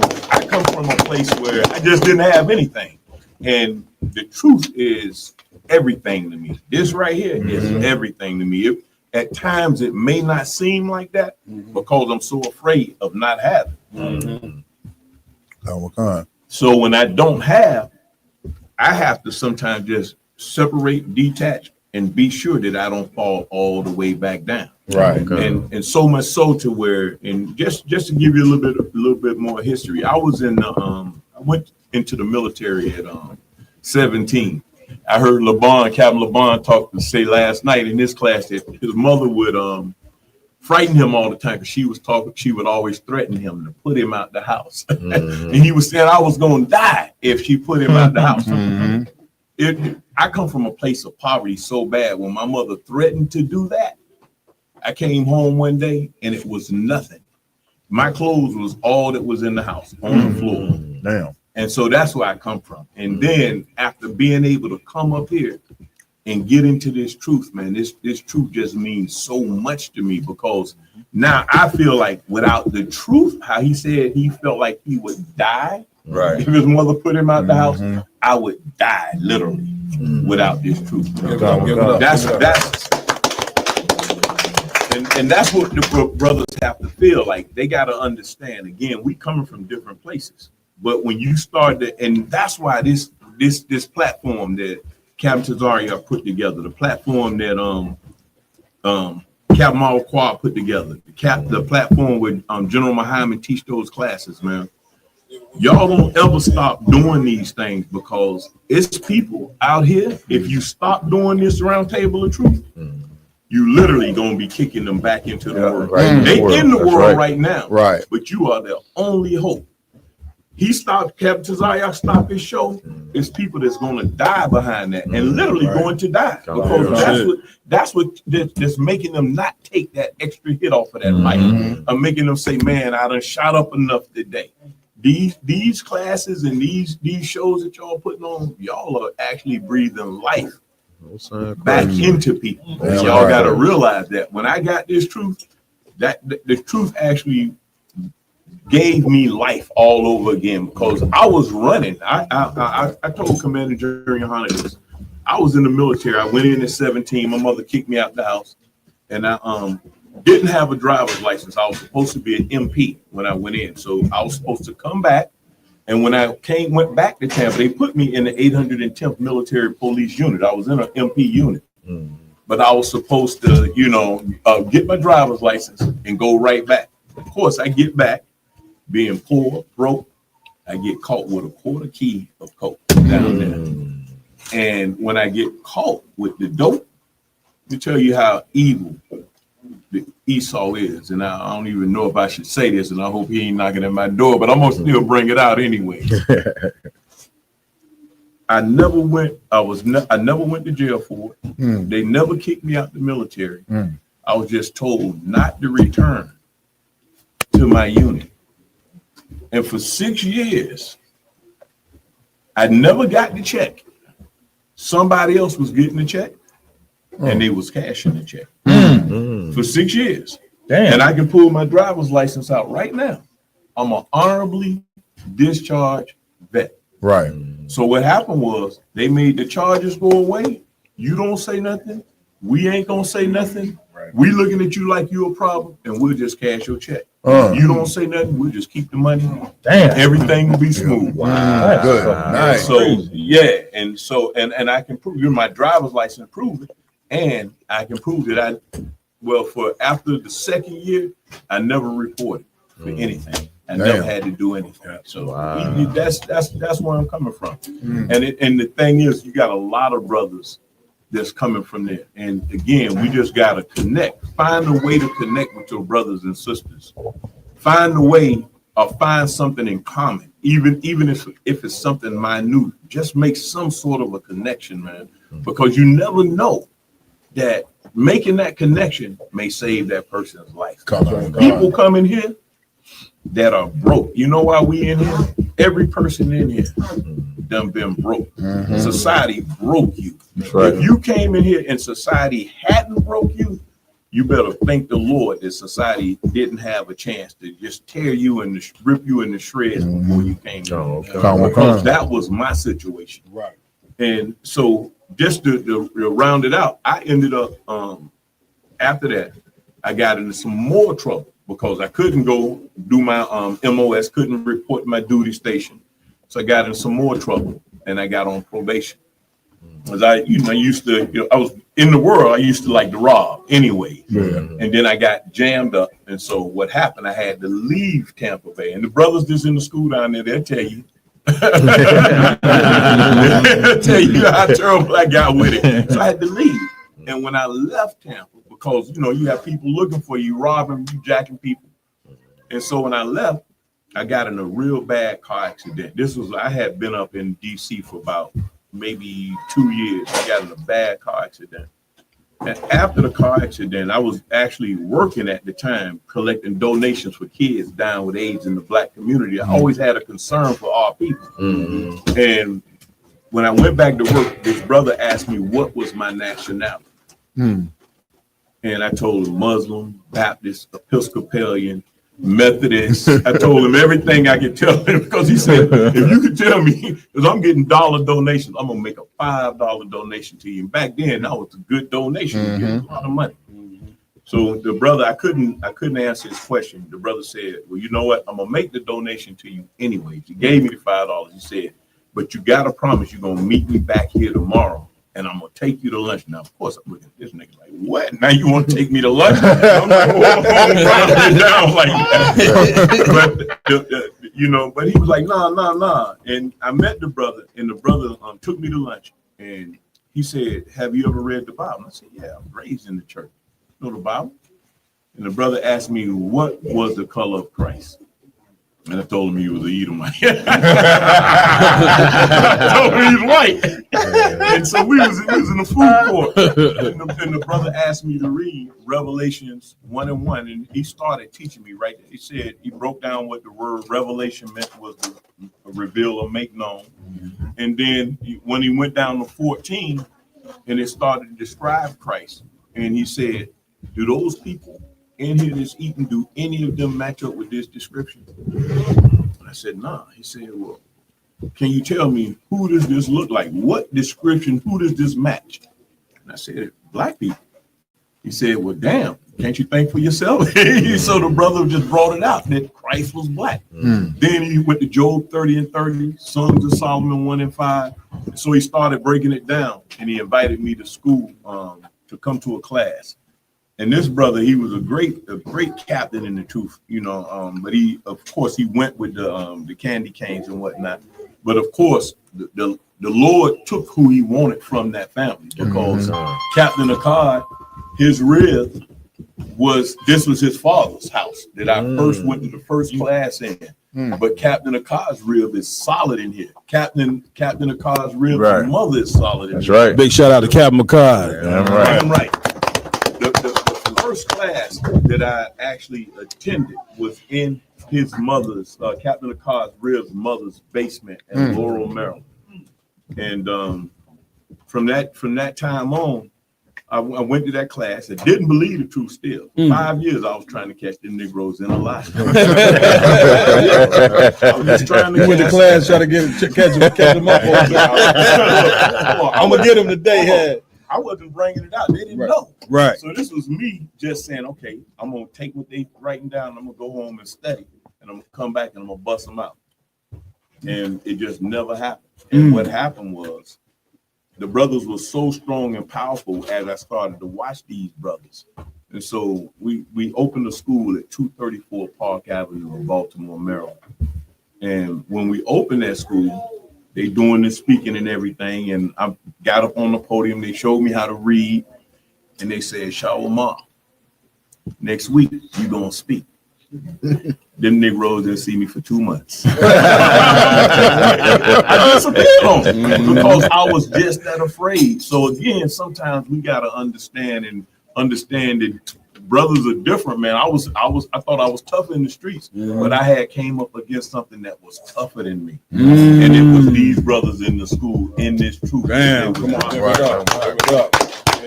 and I didn't think that I could do what they was doing. So they was calling and everything, man. I would not answer that phone, and then finally they rolled up on me. I wanted to ask you. Oh, go ahead, Johnny. You got it. And so, anyways, I ended up going and speaking and did the speaking and got over it, and I've been here ever since. Damn right. I want to ask you. Had brought up how the brother had taught you the color of Christ. Do you believe that blacks and Hispanics and Native American Indians still have a problem accepting that Christ is a black man? Or do you think people are starting to accept that now? I think that they have a problem accepting that Christ is a black man, blacks and Hispanics. And the reason why I think that they still have a problem accepting is because of the image that the world puts out, and because of the pastors, the people that should be telling them the truth is not telling them the truth. Right. And so it's and sometimes once you done just live long enough, you'll realize sometimes it's just easy to believe a lie and go with the flow. Yeah. That's it. And that's what it is. So right now it's just easier for them to believe. You know, I'm gonna just go with the flow, and they don't believe it because they don't have enough brothers like yourself, brothers that's in this room to go out and actually, you know, make sure that they know that Yahweh Shai is a black man, and that's why we gotta go down different avenues. General Muhammad has been a huge advocate of us, doing different things, and just trying new stuff, because we're gonna have to break that barrier sooner or later. We're breaking it. That's it. But again, we gotta push through. We're right there, but we gotta push all the way through. Right. That's it. You know what I'm saying? Because even though we going to the color of Christ, people still got the white Jesus tattoo to their body, or wearing the white Jesus piece around their neck. You know what I'm saying? Of course, because of the ISUBK, you know what I'm saying, it's very easy now to go and show you that that Christ is a black man. Hell, God is a black man according to the Bible.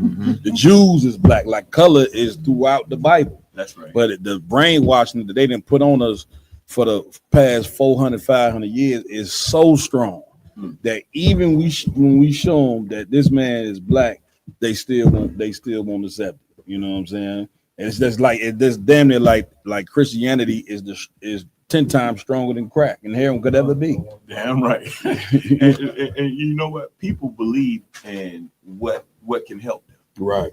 I'm just tell you. y'all ain't even pick up on that jewel there. He just dropped a gem on that jewel. That went right over your head. Scriptures say wisdom is too high for a fool. No, I'm only joking. But no, that's the truth though. People believe in what can help them. That's it. Like you don't go out here and try to deal and find stuff that's not going to benefit you. So if the white man is who's paying them, the white man is who's taking care of them, it's easier for them to believe in him, because guess what? He's showing me that he's saying something, right? But he backing it up with tangible proof. And then he looked at us and say, "Look, man, my kid's hungry. Right? Can you help me with some food?" Exactly. And you got to say, "Salakia, I ain't got it right now." Right. So guess what? I'm gonna believe what the white man say over you, even though I know that this might be the truth. Yeah. But I don't want to get in trouble with master. I get in trouble with master, he may not feed me no more, and then I don't have nowhere to turn. But guess what? The Lord gonna make it to where we gonna become the only place for them to turn. And when they realize that this is where they need to turn and not to the white man, then the captains of 13,000, 10,000, y'all gonna have to live up to them numbers, because you might have them that many people that you're gonna be dealing with. It's hard to believe, because I'm gonna tell you, once the school broke down and we started all over again, it was like 5 of us, 6 of us out there on the street corner. And then look at this now. I couldn't fathom this. Yeah. So I know it's gonna come a time that, guess what? The masses is gonna come to this school and they're gonna be looking for guidance from you all.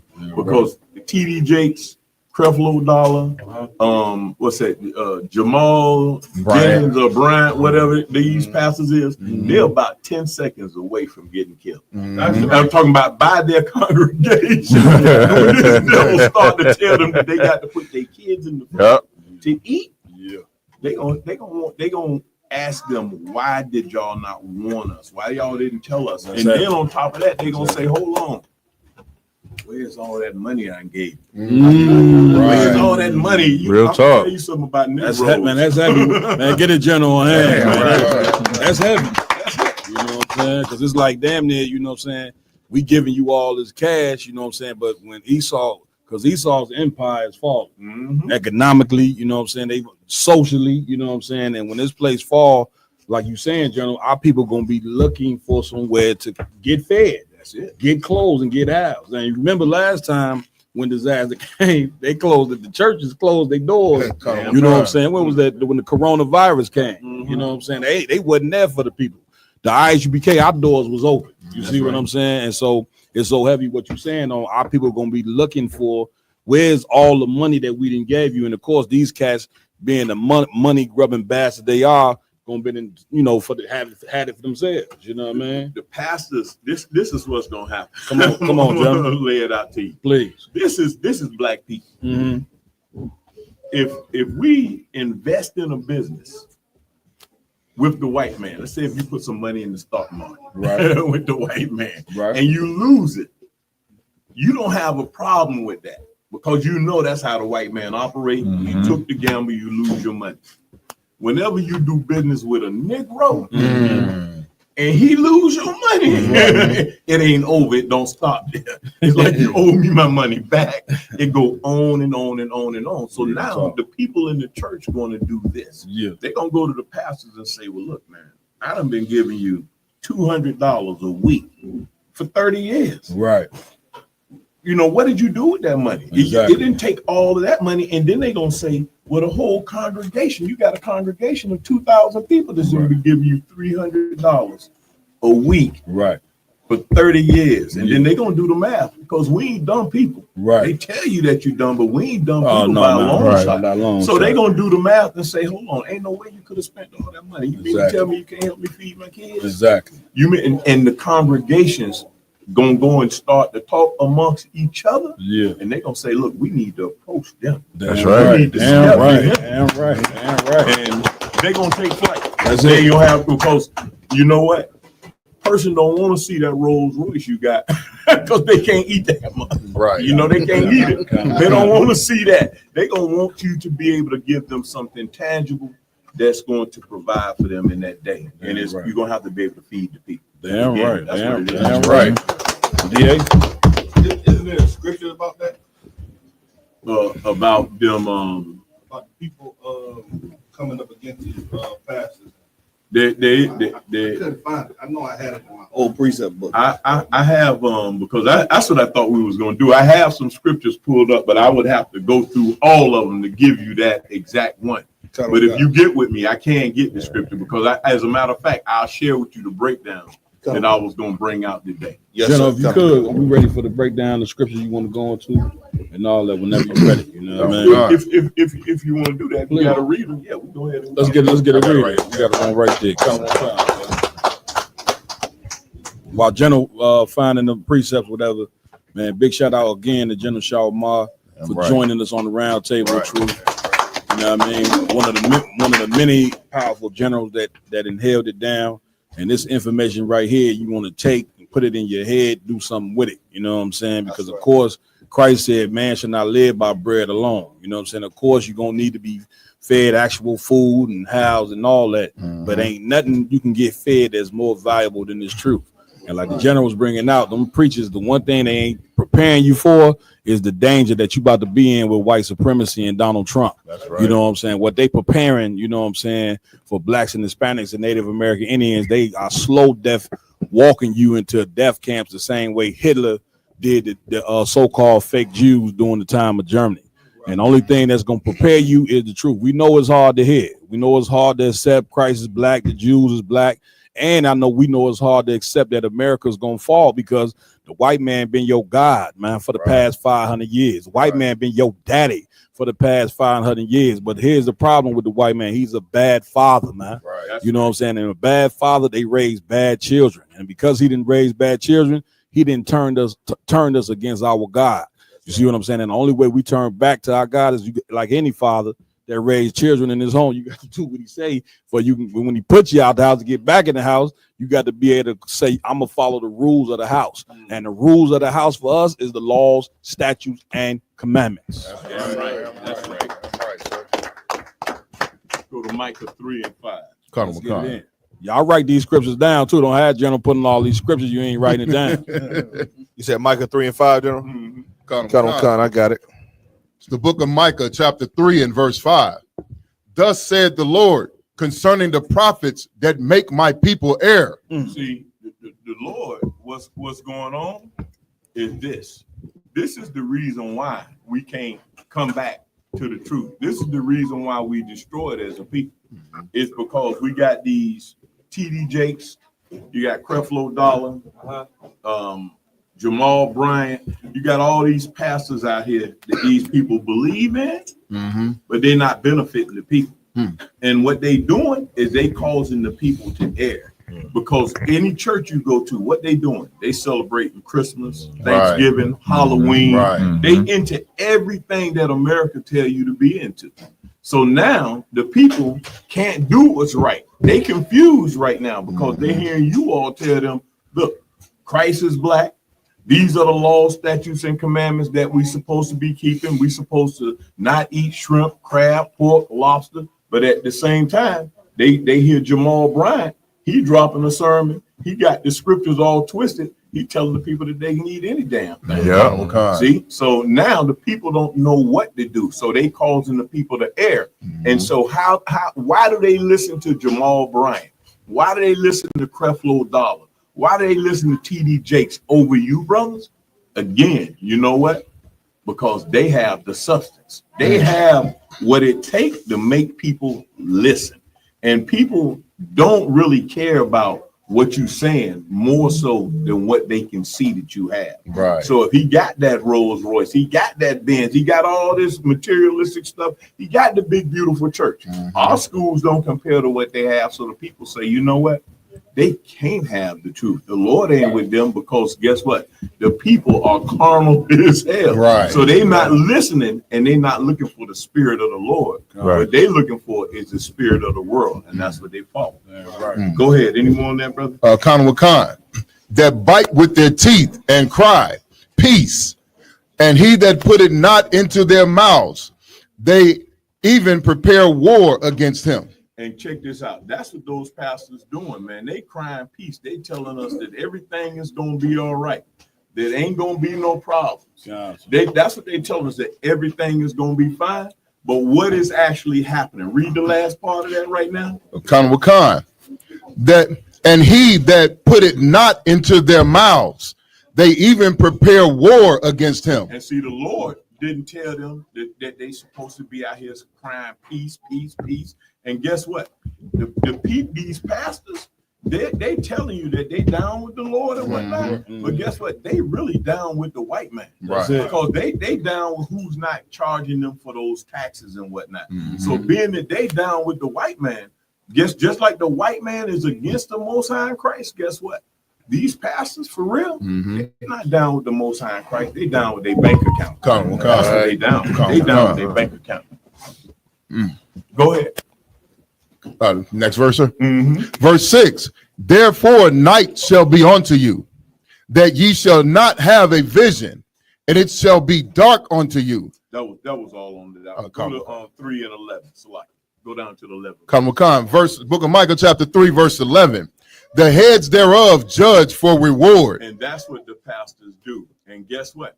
Not just the pastors, the people in the world, man, they judging for reward. They not doing this for the people. They doing this for what they can get. And that's how they pass judgment on the people. That's why when you go to church, how many times have you went to the church and then guess what? They looking at the people and they judging the people. They not judging the people according to who the people are, but they judging them for what? What they have. For what they have. That's what they doing. That's how they passing the judgment. That's who they love in the church. The church could never love you, brothers. Right. They could never love the sisters in here. Guess why? Because you can't give them what the people in the church is giving them. And that's how they pass in judgment. They judging for reward. That's what they do. And the priests thereof teach for hire. What's that? They teach for what? For hire. The priests thereof teaching for hire. For what? For money. That's why they teaching. Their whole bottom line is how much money they can actually get out of this. How much money that they can pull out of the people. That's what they want. So they don't really give a damn about the truth, to be honest with you. And the bottom line is they don't give a damn about the people. These pastors, TD Jakes, Creflo Dollar, you name them. They don't really care about the people. At the end of the day, just like General Muhammad said, life is about war. That's and right. If life is about war, then life is also about what? Why do you go to war?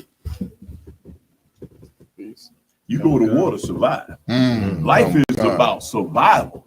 They doing this just like any other man. You get up and you go to work. You don't go to work because you just want to go to work. Right. You get up and you go to work because you got bills to pay.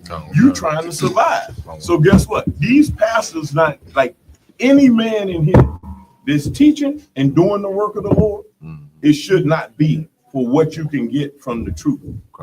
It should be that you teaching because you on a mission to serve the Lord. You want to raise the nation back up. You shouldn't be in here trying to say, well, what can I get out the truth? Right. If anything, you should be asking, what can you give or what can you bring to the truth? Right. And it's exactly the opposite in the church. And the prophets thereof divine for money. And there it is. And the prophets thereof divine for money. So the scriptures, a lot of these scriptures, they self-explanatory. Right. A lot of these scriptures, they self-explanatory. But the thing is, the scriptures, when you go to church, they're not even bringing the scriptures out. Right. When's the last time you went to church and they brought out more than one scripture? They bring out one scripture, The whole service. and that's the whole service. Right. And then the music started to hype up, and then next thing you know, they ease you on over to the choir. Then after they give you 2 or 3 songs, then they ease you on back over to the pastor. But he's talking about that same scripture. And the deal is, he not doing what we do. And what it is we do and what we was taught to do is bring out the scriptures, but use the words in the scriptures to break the scriptures down. A lot of people think it's hard. It ain't no secret to breaking the scriptures down for real. Anybody can break the scriptures down. Hell, if you don't understand the scripture, all you got to do is have a dictionary and a Bible dictionary and go into it. That's it. And you should have enough common sense. And nowadays in the dictionary, what does it tell you in the dictionary? It's going to tell you which one of those words is should be attached to the Bible, of those definitions. So it's not hard to break it down, but the pastors in there not doing what they should be doing. Go to Isaiah 56 and 10. Isaiah 56 and 10, and this is what we should be. Every brother in here should be this right here. But this is these watchmen. Go ahead. I'm gonna let the scriptures bring it out. The book of Isaiah, chapter 56 and verse 10. His watchmen are blind. They are all ignorant. They are all dumb dogs. Hold on now. The Lord is saying his watchmen are blind. That's what the problem is. The people that's supposed to be watchmen, what watchmen is the Lord talking about? He's talking about the people that should be looking over the nation of Israel. Right. The people that should be actually taking care of this nation. We done been blinded. His watchmen are blind, man. We blind right now. They not actually looking out for the people. They looking out for themselves. That's how you become blind. Go ahead, read on. They cannot bark, sleeping, lying down, loving to slumber. He said that they cannot what? They cannot bark, sleeping. Some of these scriptures, man, make you have to laugh at them. Now look, how many of you brothers have a dog? Now, okay, there's quite a few of you brothers have a dog. If somebody knocked at your door and that dog don't bark, what are you gonna do with that dog? You're gonna get rid of it, man. Why are you feeding him? Why do you even have the damn dog? And that's what's done happened to these pastors. Like, they supposed to be watching over the nation of Israel. They supposed to be raising us up, man, helping us out. But what they've done, they've become blind because, and what are they blinded by? Let me ask if somebody know what they blinded by. Anybody? So like I said, they're blinded by the money and the fame that they get. There you go. They done become blinded by the money and the fame. So now when the white man do something to us, when he actually kills somebody, harm one of our people, guess what? They turn a blind eye to it. And it's because of the money. If they was to actually go ahead and bring out what they should bring out, like right now, why don't you hear any of these pastors, as many black pastors as it is, why are none of them coming up against Trump? Right. Why? I'm talking about publicly. Right. Now, that's letting you know that guess what? They turning the blind eye to it. And why are they turning the blind eye? I'm going to drop it because they know that as things get harder and harder and harder, you gonna come to church because you going to the church looking for help. Right. And if the pastor start to speak out against Trump, then they cut their money off, just like they did with all of these major universities. If they'll cut millions, I'm talking about multi-millions of dollars off from a major university, you know that they'll cut the money off from a church in a minute. It's tax exempt status and roll the clock back and say, well, you owe us all this money from all this time that you had this tax exempt status. Now we need our tax money. That's it. And so now what they doing, they turning a blind eye to what's going on. Right. And so and they know that guess what you're gonna do? As things get harder and harder and harder, you're going to come to church and you're going to continue to pay your tithes. And he is going to be supported. You are going to support him. And they just like pimps. They going to play the game all the way out until the people ready to kill them. And that's what's going to happen. Go to Ezekiel 13 and 10, brother. Sir. And let's see exactly what they done did to the people, man. Right. Let's see exactly what they done did. See, without the people knowing this, we can't really get the nation back. Right. Because the people, they in the churches, man. And in order for the people to come out the churches, we got to destroy the Christian religion. Go ahead. It's the book of Ezekiel, chapter 13 and verse 10. Because they have seduced my people. They have what? Seduced my people. And I ask you, how did they seduce the people? I'm asking anybody, how did they seduce the people? Well, it's like, so if I could, would it be because they're saying, the laws are done away with, nobody's perfect, you can basically do whatever you want to do and then just pray about it at the end of the day and you'll be forgiven for it. You're so close on it, I got to give it to you because you're right. What they've done, they've taken the very book that you're reading right now and they seduced the people with the scriptures. They done twisted the scriptures on the people, and that's how they seduce the people. And that's the only reason why people go to church. Right. People go to church because the pastor has the Bible. Right. When you walk in the door and up there on the pulpit, what does he have? He has the Bible open. So the people thinking that the pastor and what they getting is coming from the Bible. But you get there and you start to get the sung and dance, and then you forget that guess what? I'm not even getting the scripture. I only have one scripture that I got today. Other than that, I got a sung and dance. So what? They seducing the people, and the people keep coming back for what? What do the people go to church for every week, but they never get? So would that be? Sir? I would say they're going to get fixed from whatever issue they have. That's it. They going for the truth. They going to get fixed. But what happens is he never fixes the people. Right. The pastors never fix the people. They instead of the pastor fixing the people, the pastors want to keep the people broke. Right. Because if they keep you broken, then you're gonna keep coming back time and time again. And that's what they want to do. They want to keep the damn people broke. Go ahead, brother. It's almost like General, they go every week so that they sinning all throughout the week. Saturday they didn't already been at the club, so Sunday come, they want repentance. You know what I'm saying? They want peace with the Lord because they know they didn't live like scoundrels. And so it's like that's what I think, like especially when the churches I went to in the South, like that's what they all going for. I even went there. You know what I'm saying? How in my mind, hopefully that the pastor can say, yeah, well, God, you know what I'm saying? They gonna put you to death if you repent. Where you rocking right along with the scripture, because again, the scripture just said that they seducing the people, and that's how they seducing the people.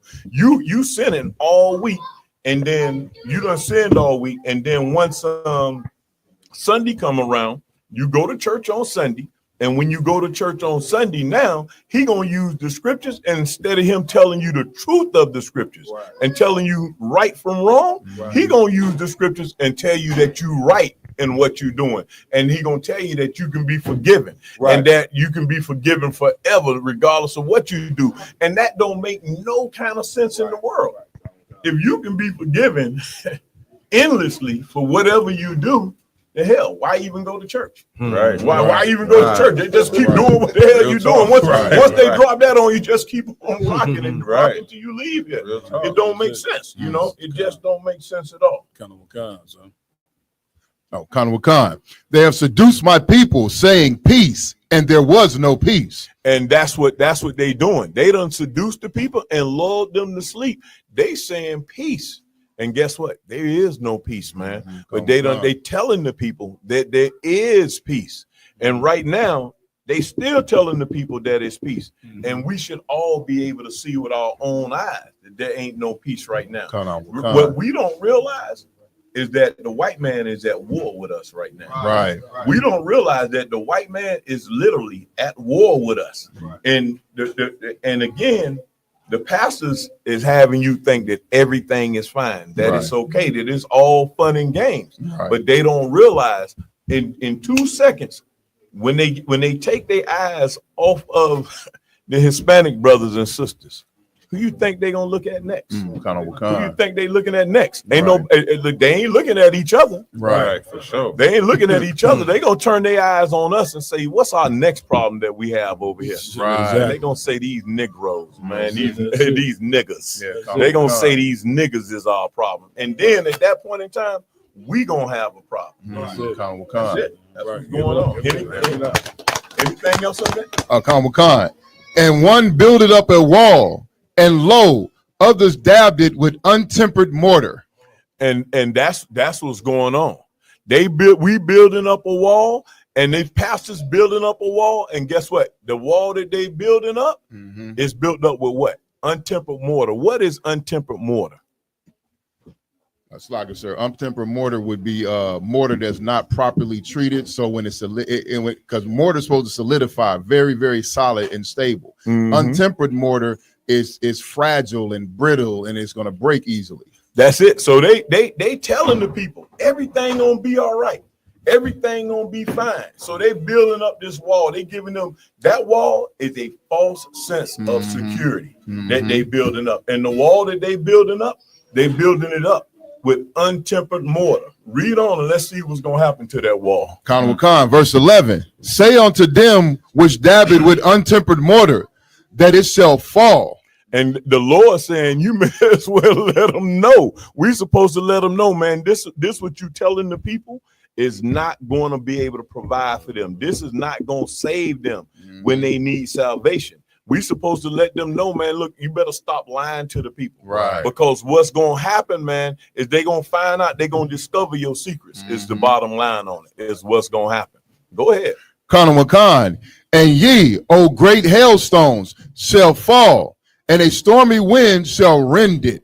And the Lord saying, look, it's when you use an untempered mortar to build a wall, anything, hailstones, wind, the storm, anything is going to be able to come against that wall and it's going to make it fall. Read on. Khan Wakan, verse 12. Lo, when the wall is fallen, shall it not be said unto you, where is the dabbing wherewith you have dabbed it?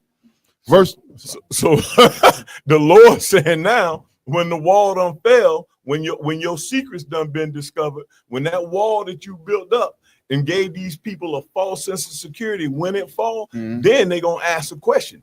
Well, where's this mortar that you dabbed the wall with, that you made it strong with? He gonna ask them that question. Go ahead.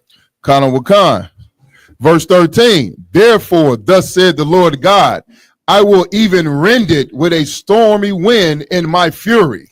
And that's what the Lord doing, man. Like right now, what we don't realize is the Christian church, through you brothers, he getting ready to tear that whole thing down. The Lord's fury, because when you go out and then we continue to go out, we continue to teach, the Lord gonna tear down all them lies. That false sense of security that they have right there, and with Esau coming against the black man, that whole thing gonna fall. Go ahead, brother. Khan Wakan. And there shall be an overflowing shower in mine anger, and great hailstones in my fury to consume it.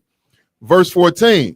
So will I break down the wall that ye have daubed with untempered mortar and bring it down to the ground. And the Lord is going to break that wall down. That's what he's saying, the end of it. That's the end of what's going to happen with that whole thing. The whole Christian church, how that whole thing done been set up, how they done deceived the people, all that's coming to a close. Right. That's gonna come to a close. But what has to happen to make it come to a close? Right. The brothers that's in here right now, we gonna have to go out. Right. We gonna have to do what we have to do, and we gonna have to help the Lord. That's what we should be doing. Right. We should be helping the Lord by actually going out there with the word, and that's what's gonna actually help breaking the Christian church down. Other than that, the pastor's not gonna stop. Right. They don't have no reason to stop. Right. That's right. General, the brother got a question. Go ahead, brother. So, you mentioned the mortar. Is the mortar the lies that the Christian church is teaching, and the tearing down of that mortar or exposing its weakness is the truth that you, the generals, and you guys have taught us to teach? Is that the direct clash that we see? And is it okay now to catch them preachers in their own dilapidated houses and tear their ass up? That's what you bringing out is perfect, brother. The mortar can be considered the lies. Anything that they doing or that they saying that's against the truth or how they coming against the Lord, all of that is the mortar. But what we don't want to do is we don't want to be those purple cats. I see those cats on the internet all the time where they just circled another church. They circled this church. They circled another church. You don't want to be a brother that's out there like that. What's going to happen, how we going to actually be able to defeat them and help the Lord bring this wall down, we going to actually bring that wall down by the things that we actually go out and do, by us actually hitting the streets, by us actually out there teaching. That's how we gonna actually attack that. But at the end of the day, again, we gonna have to have something that's gonna actually make them detach themselves from the Christian church. And what is that we gonna have to be able to do to make them detach themselves? I brought it out already. We gonna have to feed the people. If you can't feed the people ain't gonna follow you. It's just that simple. If you don't have nothing to give the people other than just your words, it's gonna be hard for you to get them to follow. Sir. That's the bottom line. And this here is another. Go to Isaiah 30 and 10. Because this here is the mindset of our people. When you're dealing with Israel, you got to also think about the mindset of our people and how we think. And the pastors, they've sat back. You see, I'm gonna tell you, we in the truth and we dropping it, but at the same time, we can't let the pastors outthink us, right? Because they looking at the people and they looking at them from like a hustler standpoint, like a pimp or something like that. And this scripture gonna bring out. I'm a could. Your brother had a question. We could. Just off what you was that's going on, like, is that what make, and I ask you, BK, of course you've been here for 30 plus years, is that what make us so much more than every other, even fake Israelite groups? Is the brotherhood that we keep? Because none of the other fake Israelite groups you ever hear talk about brotherhood. They don't care about it. They really care about themselves. But I actually BK stand on it for every single statement that they make. Is that the thing that makes us so much, or worlds different than every other fake Israelite group and even the Christian church? That's exactly right. Because when you go in the scriptures, Christ tell you, like he it's actually commandment that we love one another, that you love your brother as you love yourself. Right. And that is exactly what makes us different. That makes us different. And I'm gonna tell you another thing that makes us different. The brothers in here, what y'all been taught is you don't bend on the truth. That's what we going into right now. That's right. Is the Christian church, like I say, the pastors really don't give a damn about the people. So they'll flake on the truth, they'll bend on the truth. That's another thing that make us different, is that we stand for the truth wholeheartedly. But the brotherhood is the very foundation. Right. Without the brotherhood, we don't have anything. Without the brotherhood, I'm gonna just tell you, the Christian church and any other organization can take us over at any time. Because without the brotherhood, you don't have anything. Right. That's it. This is the book of Isaiah, chapter 30 and verse 10, which say to the seers, See not. Hold on. And this is our people now. You going out, you giving them the truth. And I'm gonna tell you, don't think that a lot of people don't know that this is the truth. They know that this is the truth. Right. They know that this is the truth. But what do the people say? See not. They say to the seers, and who are the seers in this scripture? Anybody? Who are the seers? They say to the prophets, that's it. They saying to you all, they say to the seers, what? See not. They tell you to see not. They don't want you to see. Let's find out what they don't want you to see. And to the prophets, prophesy not unto us right things. And guess what? That's what they don't want you to do. They don't want you to prophesy unto them right things. So now, just like the bar Moth was bringing out, the Cap was bringing out, if you in the world, it makes it a whole lot easier just to go to the damn church every Sunday. Because guess what? They're not going to tell you that what you're doing is wrong. Right. As long as you got that pastor's tithe money, you good to go. Look, now, when you start coming short with his money, I'm telling you, this is real. If you start coming short with his money, he gonna start acting funny and saying, well, yeah, brother, I heard you've been sinning a little bit. That's exactly what he gonna say. Yeah, because you coming short with his money. And in the previous scriptures that we was in, as long as you got his money, he ain't gonna even see it. It don't even matter to him. It don't even matter as long as you got their money, man. That's what we gotta understand, man. These pastors is hustlers, man. Read on. Khan. Speak unto us smooth things. And guess what? This is our people right here. That's what we want them to do. Speak unto us smooth things. See, because the truth is rough, man. The truth is rough. And see, people don't understand that. Look, I see some of the stuff Captain Mawquad put out there. I say, damn. the truth is rough. But guess what? That's how you got to be with our people. But you know what? Another one of the biggest problems is, we are people that don't want to be corrected, man. We don't want to be corrected. Somebody, and guess what? That's why you got brothers right now. I'm talking about a lot of these brothers, man. All the brothers that's not here. I had a genuine love for those brothers. They don't ever came to one of our events, done just been around the brothers and the sisters, man. I'm sure all of us ain't gonna be bosom buddies, but you just like to see them on a continual basis and know that guess what? We fighting for a common cause. We have a common enemy that we trying to overcome. And so it's hurtful when those brothers are no longer with us. But you know what it is? The brothers just don't want to be corrected. They want, when they do wrong, they want you to do what? Speak unto us smooth things. They want you to speak unto them smooth things. Oh, brother, it's gonna be all right. You can go and sleep with as many hoes as you want to sleep with. It's gonna be okay. It's gonna, and that's what the pastor do. You can go and sleep with all the hoes you want to go and sleep with. You can do whatever you want to do in the Christian church. But guess what?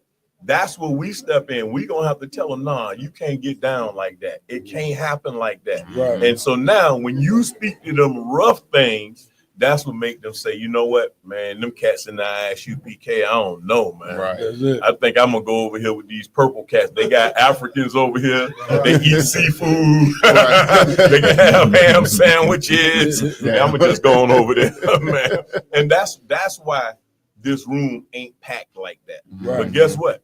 The white man, if we stay on our mission right now, he gonna force them the way they gonna have to take the rough talk from us, because all we got to do is control the food. That's control the food, and I'm telling you, you're gonna control the people. That's it, sir. Read on. Khan, prophesy deceits. Verse 11. Get you out of the way. Turn aside out of the path, because the Holy One of Israel caused the Holy One of Israel to cease from before us. And that's what we don't want to do, man. We got to do what's right, because that's what happened before. And that right there, is the reason why we over here catching all the hell that we catching right now, because we don't want to do right. And guess what? We so damn wicked for real.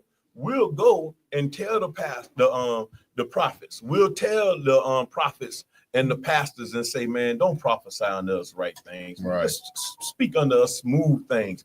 And we know what the end result of that is. Right. And what's so sickening is, if you have researched history at all, you'll know that we over here, because of our disobedience with the Lord, once we came up out of Egypt. Mm-hmm. If you go to the book of Deuteronomy, it's going to tell you that. Why are we over here? And then guess what? We over here and we in this captivity. And while we in the captivity, instead of us turning back to the Lord, we telling the pastors, man, don't say the right thing. Right. We just rather die, man. Right. That's because the Lord for sure gonna kill you. Yeah, It's the bottom line. That's what it is. And that's a people mentally ill. You don't get me right on that. Right. They don't want to hear the truth. They want you to lie to them. You know what I'm saying? It's almost like a child that if you raising a child, you turn the child into a damn narcissist by not teaching them and disciplining them the right way. So by the time they get old, when they get correction, they offended by the damn correction. Right. So we dealing really with a nation full of narcissists damn near. You know what I mean? Go ahead, Jenna. Narcissists and immature men. You know, I'm gonna just tell you what, because what we gotta understand is this: the women really do what the men want them to do. Right. I'm gonna just drop it on come you on like with it, love. Jenna. Give Jenna a hand. Yeah. I'm gonna just tell you what the truth is.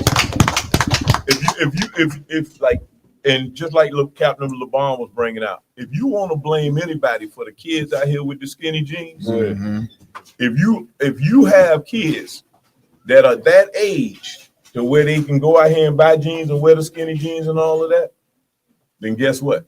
Look at yourself in the mirror and blame your goddamn self, because those kids are coming out of our households. Right. The sisters out here shaking their asses on the videos and everything, right? And dress half naked on the internet. Those are our kids, right? Those are our kids. Who you gonna blame?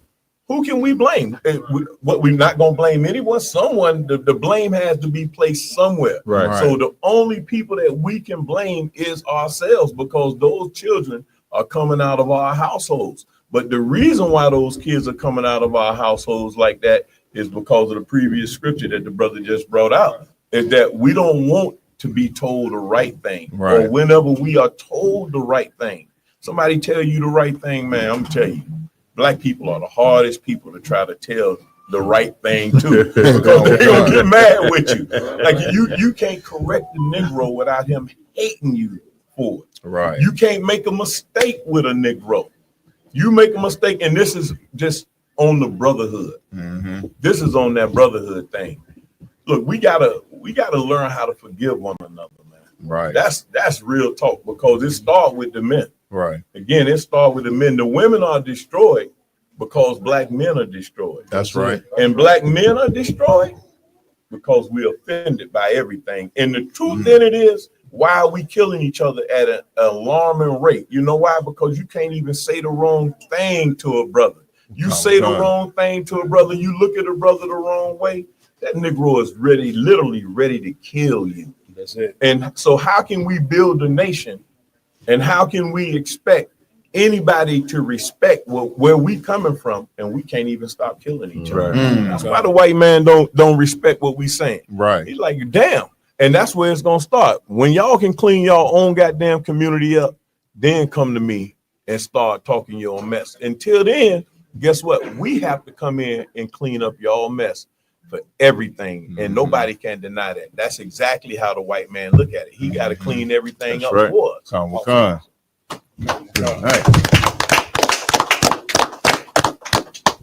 Where would you at, brother? Verse 12, sir. Go to Zechariah 11:4.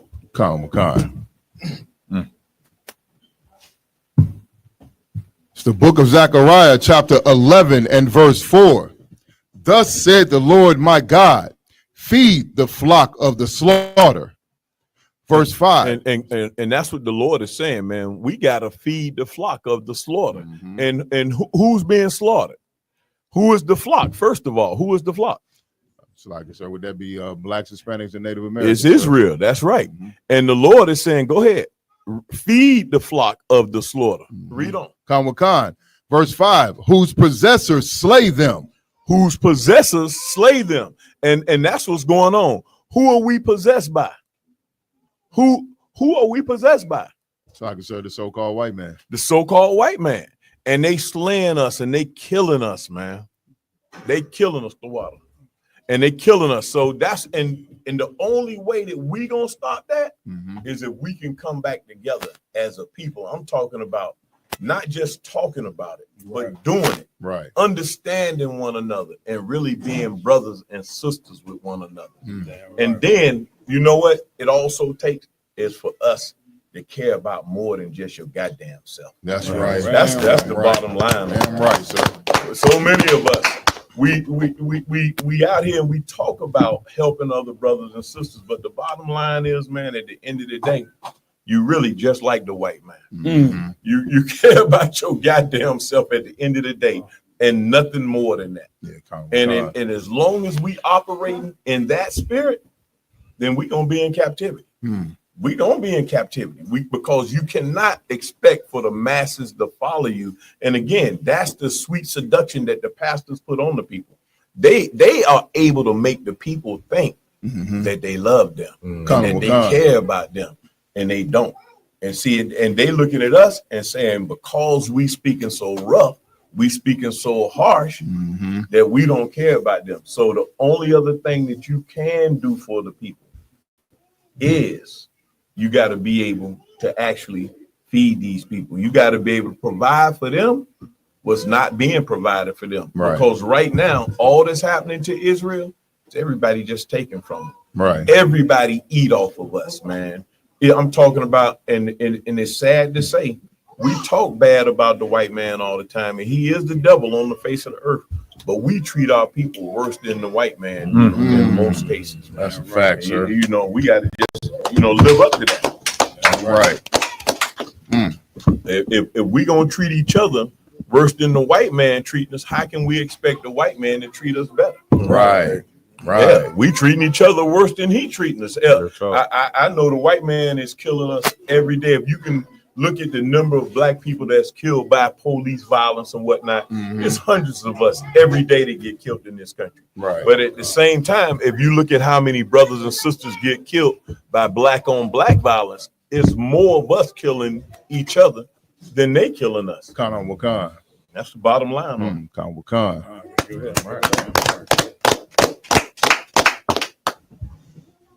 Let me continue, sir. Go ahead, brother. Khan, whose possessors slay them and hold themselves not guilty. And guess what? The people that's killing us, the so-called white man, they killing us and they not holding themselves guilty. Why are they not holding themselves guilty? Again, because we don't have control over our own people. Right. And so if we out here killing each other more than they killing us, then they saying, well, look, all we trying to do is what? Control the zoo. Right. We're trying to keep the animals in check because that's how they looking at us. They saying we trying to control the zoo. So now they don't hold themselves accountable for anything that we do to each other. Right. And the problem is we still going to the wrong people for help. We going to the wrong people for guidance. And that's why we are destroyed as a people. And until we can actually go and get the knowledge, wisdom, and understanding that we need, we're going to continue to be destroyed. Give it up. It's damn near like, General, like we ain't learning for, like, people always say the Lord talking to them. You know what I'm saying? Well, the Lord is talking to us as a nation through these curses.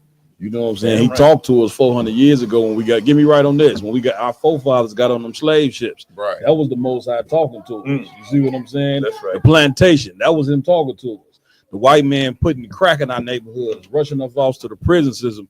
That's the Lord talking to you. And what he's trying to show you is that the God we praying to and the God that we serving every Sunday and the Muslim mosques that we running into, them guys don't hear our prayers, man. Right. You see what I'm saying? Our prayers is based off individualism. You see a cat become a millionaire, you know what I'm saying? That cat, because he got money, he think the Lord with him. but yet the community that he comes from is suffering every goddamn day. You know what I'm saying? it. Which is what religion produced, selfishness, man. And in the ISUBK, we ain't about no selfishness in here. We about sincere brotherhood, sincere sisterhood, no matter the money. You give us the money, we'll fix this nation overnight. Get me right on that, Jeremy. You damn right. You know what I mean? You're right, and that's what's going on. Is that you got a whole bunch of people. I'm gonna tell you just like this. If black people started to support black people, come on, Joe.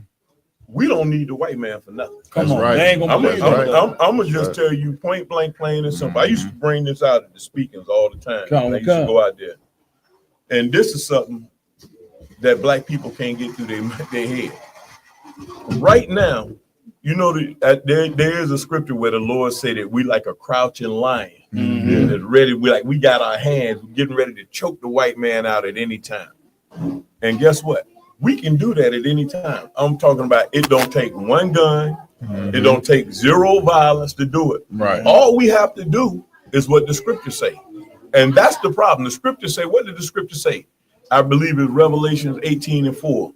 It says, come ye out of her, my people. And so now, because we're not coming out of the white man's society, that's why we destroy it. Because it's this simple. If every black man, woman, and child Monday said, we're not going to work for the white man no more. If you're a trash collector, I'm not picking up trash. If you work in the hotels, I'm not making up any beds. Right. If you work in the restaurants, you say, I'm not going to cook no food. If you in the grocery stores, I'm not going to work. What would happen to America if we were just that unified, that every black man, woman, and child, Hispanic man, woman, and child, and Native American man, woman, and child said we're not going to work anymore on Monday? What would happen to this country? Yes, I'm talking about day one, they might say, okay, okay. But the third day, when the trash now done started to collect on the side of the road, when the beds ain't being made in the hotels, when the food is not being stocked up on the shelves in the grocery stores. See, what we don't realize, we control America. But guess what? It's a weakling that controls us. We really control. That man had put us in control of America, and not him. It's the Lord that put us in control of America. It's the Lord. The Lord done played a wicked ass trick on the white man, just like he did with Esau and Jacob. He done tricked him into putting us in a position that we not supposed to be in. And I'm gonna tell you who realized that right now. Trump realized. That's why he got all the people out of the government and he firing us. But what happens is they expecting us to take the menial jobs now. But if the black man, woman, and child, Hispanic man, woman, and child, Native American man, woman, and child, if we were to separate the day of tomorrow, America would fold. And I'm talking about, you know what the number one thing a black person gonna say to you if you did this? They're gonna say, well, how am I gonna pay my bills? Check this out. Do you know how many black people own cars? Now, you gotta walk with me through this. If every black man, woman, and child, Hispanic man, woman, and child, and when I'm gonna just say black man, woman, and child, and you know I'm talking about the nation of Israel.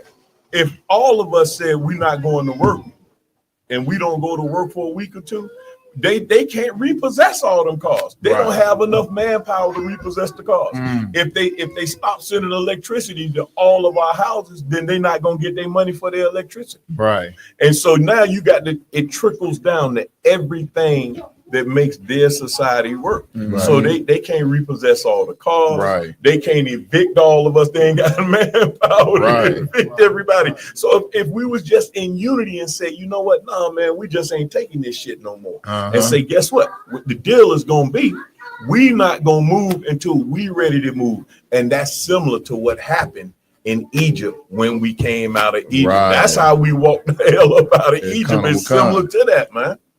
General, let's have what you're saying. We almost quick. we almost was about to be ready. I had my hat off to the brother. What's the brother name who took the knee? Colin Kaepernick. Yeah, Colin Kaepernick. Because brothers like him were trying to strike that up in us. You see what I'm saying? And it's always as soon as we get to that spot, them sellouts. You see what I'm saying? The ones that got what we don't have that we put there. And it's always the argument about we have the power, which is what you're saying is so heavy because we do have the power and potential to make everything shut down. Mm-hmm. Even with like the cat Jay-Z, like when he got up there and did what he did, man, if black people didn't want Jay-Z to be where he at, he would never be there. They would remove him quick. But we don't think we could do that because of the history of some damn discography that he gave us or some type of music that he get. Man, listen, I think that when it comes to black people and the power that we do have, I think we scared of it ourselves. You see what I'm saying? Because we scared of really what's about to be happening when you really got to get, because they done read the Bible. They seen we had to go through the wilderness for 40 years. We had to, wean ourselves out of Egypt all the way up to where we got, and it was a rough thing. And we don't want to not, be able to eat steak at Ruth Chris. We don't want to not go to Cooper's Hall. We don't want to not, have the things that we got. So we're afraid of that fight that we have to do. And I think with us being able to be here in the Israelite School UPK, that's the hope that the people need because we're doing it without the white man's help.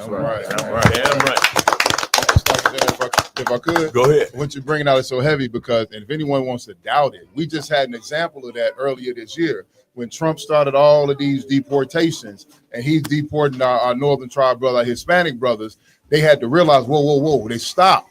Mm-hmm. You know what I mean? Because the migrant workers is what keeps this country going. So now it wasn't nobody out there to pick the fruits and the vegetables, cutting the lawns and in the kitchens, you deporting them out of everywhere.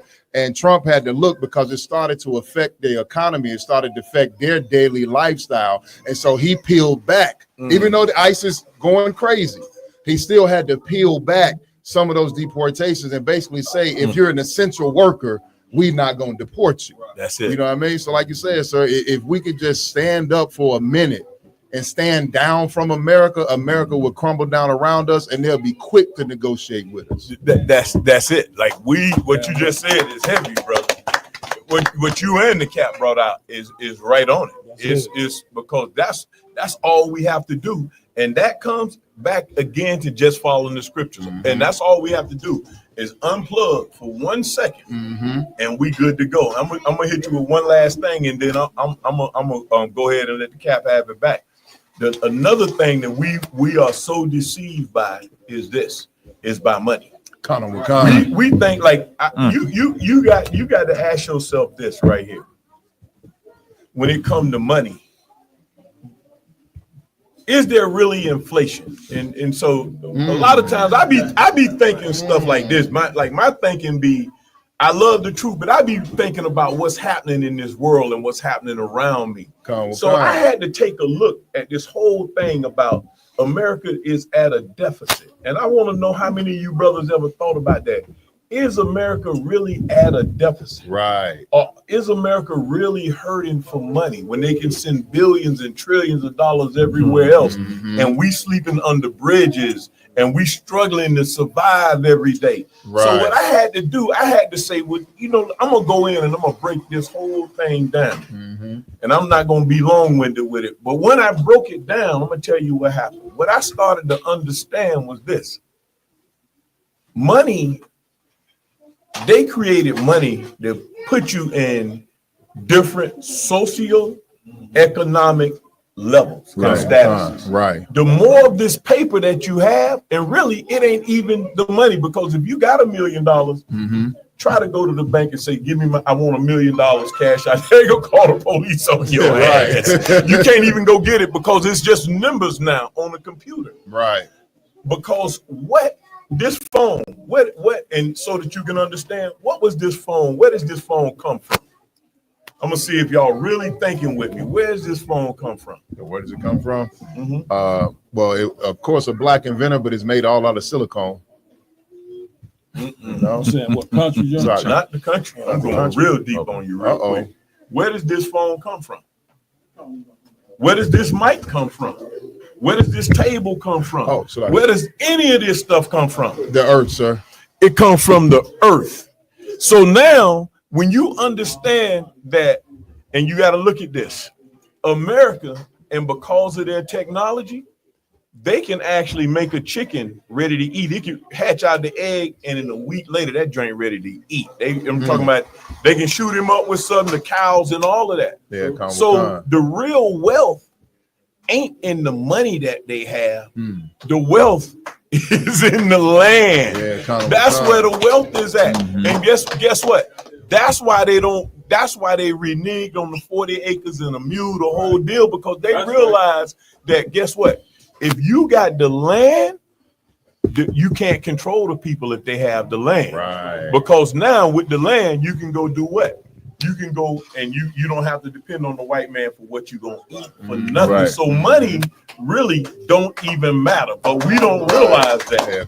Yeah, and once we start to realize that, is that like America will never be broke. That's why they conquering all over the world and the wars that's going on. If you really going deep and looking at what's going on in the Ukraine, they want the goddamn minerals. The minerals that they dig out the ground is what they use to make the semiconductors and all of that for the phones, the cars and whatnot. So whoever controls the land is who are wealthy. And I'm gonna tell you, the white man be dropping this, but he always drop it and it go above a lot of our head. In the Game of Thrones, I know a lot of brothers was watching that movie. That's what that whole thing was about.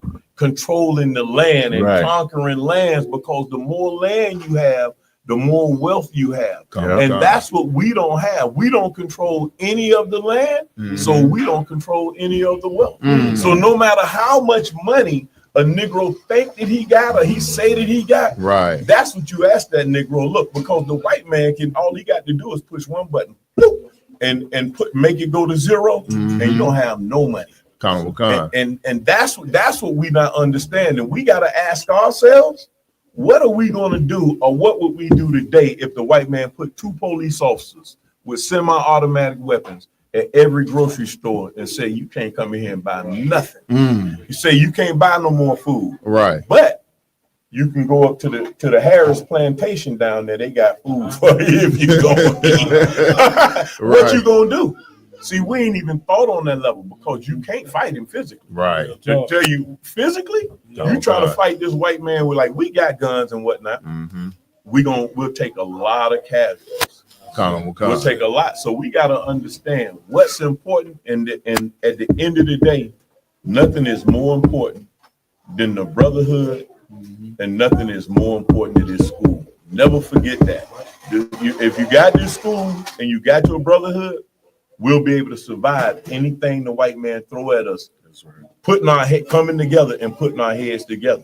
And that's what we've been able to do throughout the whole journey since the scriptures was being written, is we was able to come together as a nation, even at our lowest, and the Lord bring us out as a nation.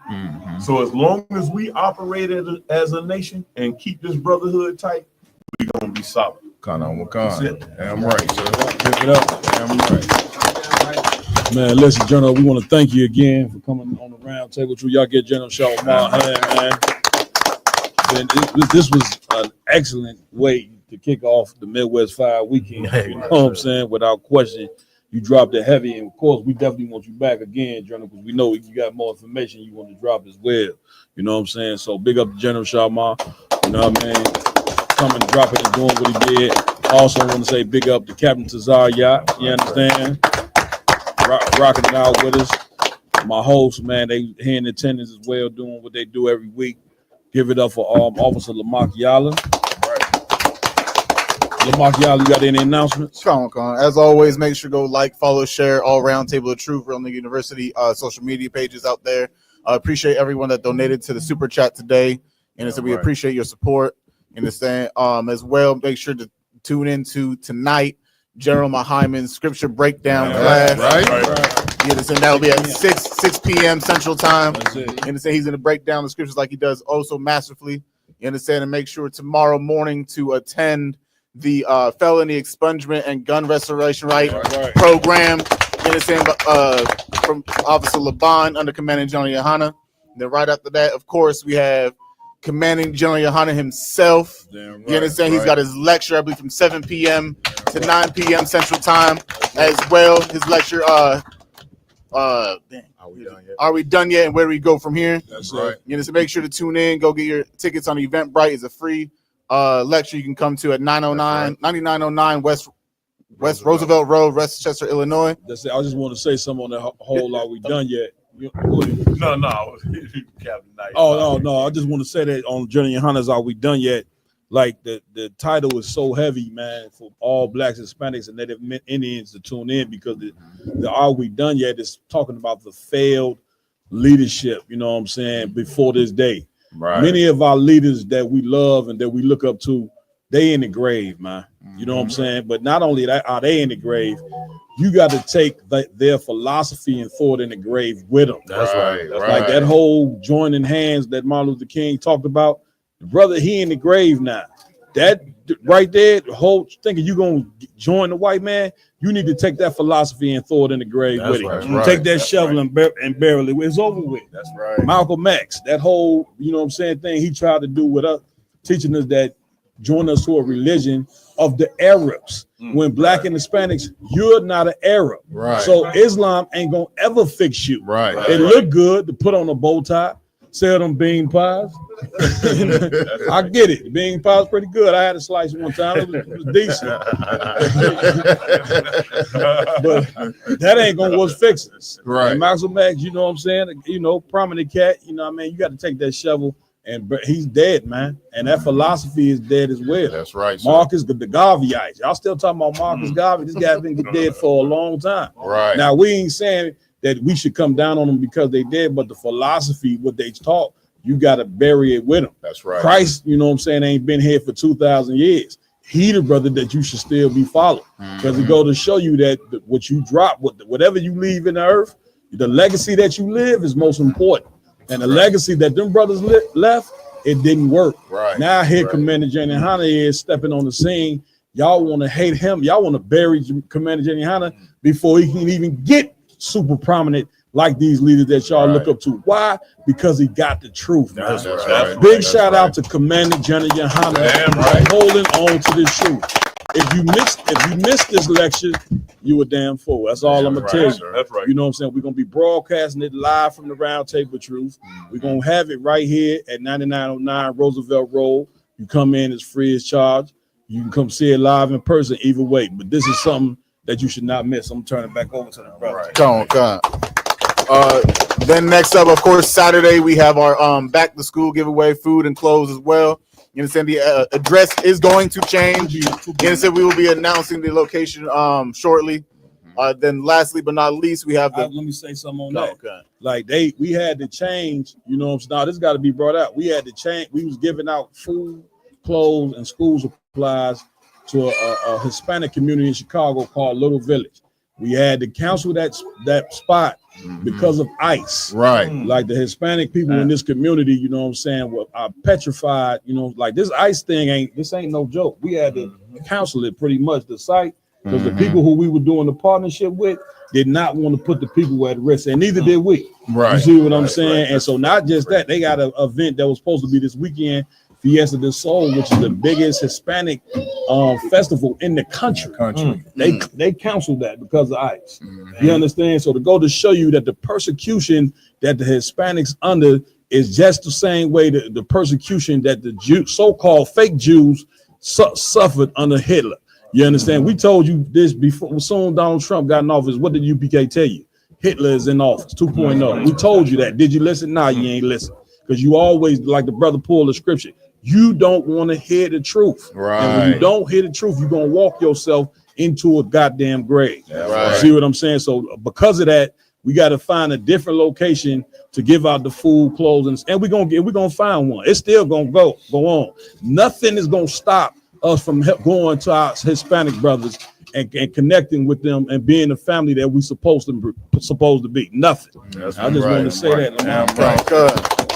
You understand? And last but not least, August 3rd on Sunday, we'll be having the Black and Brown Unity Cookout at Calumet Beach Park from 11 a.m. to 7 p.m. Bring your family, bring your loved ones. As long as you're a Black, Hispanic, Native Indian, come eat some good food.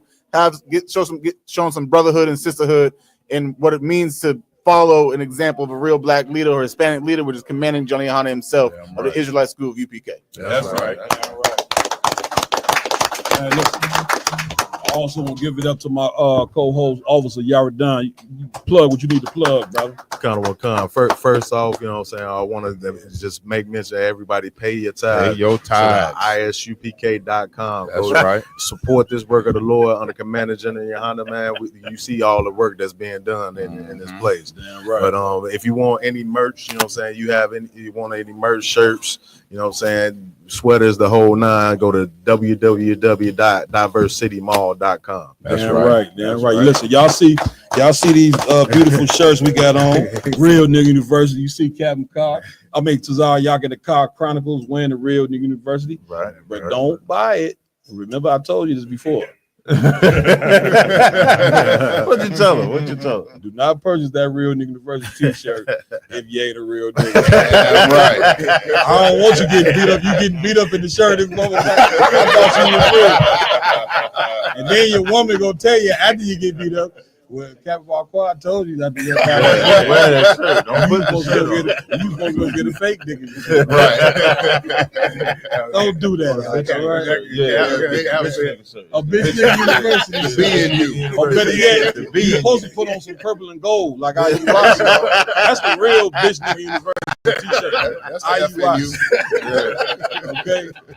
Man, listen, man. So you done, y'all done big up, man. Go cop that t-shirt. He got all type of stuff. Go online and support this brother, man. Right. Also, I want to give it up to my co-host, Officer Iwalum. Anything you need to plug, Iwalum? Yeah, come sir, if I could. If everybody can tune in next Thursday to the Roundtable of Truth, myself and Officer Karyash will be doing a segment, the War Report, where we give you your World War III updates. So make sure you tune in to that. That's it. That's it. Also, Officer Maya, anything? Comic-Con, sir. As Officer Lamont mentioned earlier, go to eventbrite.com to get your free tickets for every event that we are throwing this weekend for Midwest Fire Weekend. That's it. You know what I'm saying? Help drive that algorithm up. Get 20 tickets. They free. That's it. Don't limit yourself. Get 20 tickets and then also attend all of our events. Bring your family, bring your friends. This is a family-friendly event. If you're Black, Hispanic, and Native American, this is necessary for you, especially Commander General Yohana's lecture. Damn right. You know what I mean? Also, sir, every Saturday, tune in and go to isupk.com in your local city and tune into the Sabbath service, where every Saturday we go through the scriptures from Genesis to Revelations. We read the ancient Hebrew, also the English translation, so you can get a proper breakdown of these scriptures and get to know a major segment of your history if you are an Israelite. Damn right. Give it up. Like always, I got to give it up to my engineer team, General. You know what I'm saying? They do such an excellent job. You understand? Officer Ramawan. Oh, yeah, Officer Ramawan, give him a hand. And Officer Raj Karab. I like to highlight these brothers for them t-shirts they got on as well. Round Table Truth, looking crispy and clean. You sisters should give them some just off the strength of how these brothers look. If I could too, I want to big up my brother, you know what I'm saying, Officer Rumble. He came up with that design. That's it. Damn right, brother came up with the hellafire design. Hellafire brother there, man. You know what I mean? If anybody tried to take him out of the city of Chicago, I'm taking you to council. Just know off the top, Salaki. It don't even matter who it is. Y'all got to go to council. You know what I'm saying? Man, I also want to highlight, man, some of these mighty captains. There's tons of brothers in the room. I ain't gonna be able to get to everybody, but I like to highlight some of these captains that we got in here. Captain Nia Thought, give him a hand. Just walked in. Just had the North Carolina cookout. That was a total success. You know what I'm saying? Also, we got in here Captain DeBar Moffa's in the building. Captain Arias in the building, Philadelphia. And Captain Hadar Yala, Detroit, Michigan in the building. We got tons of other mighty men in here that you can come meet later on tonight at the class. Right. I am Captain Marquardt under. I love saying that. Man, a lot of y'all don't like to pay homage, you know what I'm saying, to the cats that you serve. Not me. Right. I am Captain Marquardt, better known as the Midwest monster of goddamn mayhem. Damn right. Damn right. Play no game with these niggas. Okay. Put some respect on that name. Under Commander Jenny Hunter, man, we out. We see you next week, Friday night, 8 p.m. Roundtable Truth. That's right. Shalom.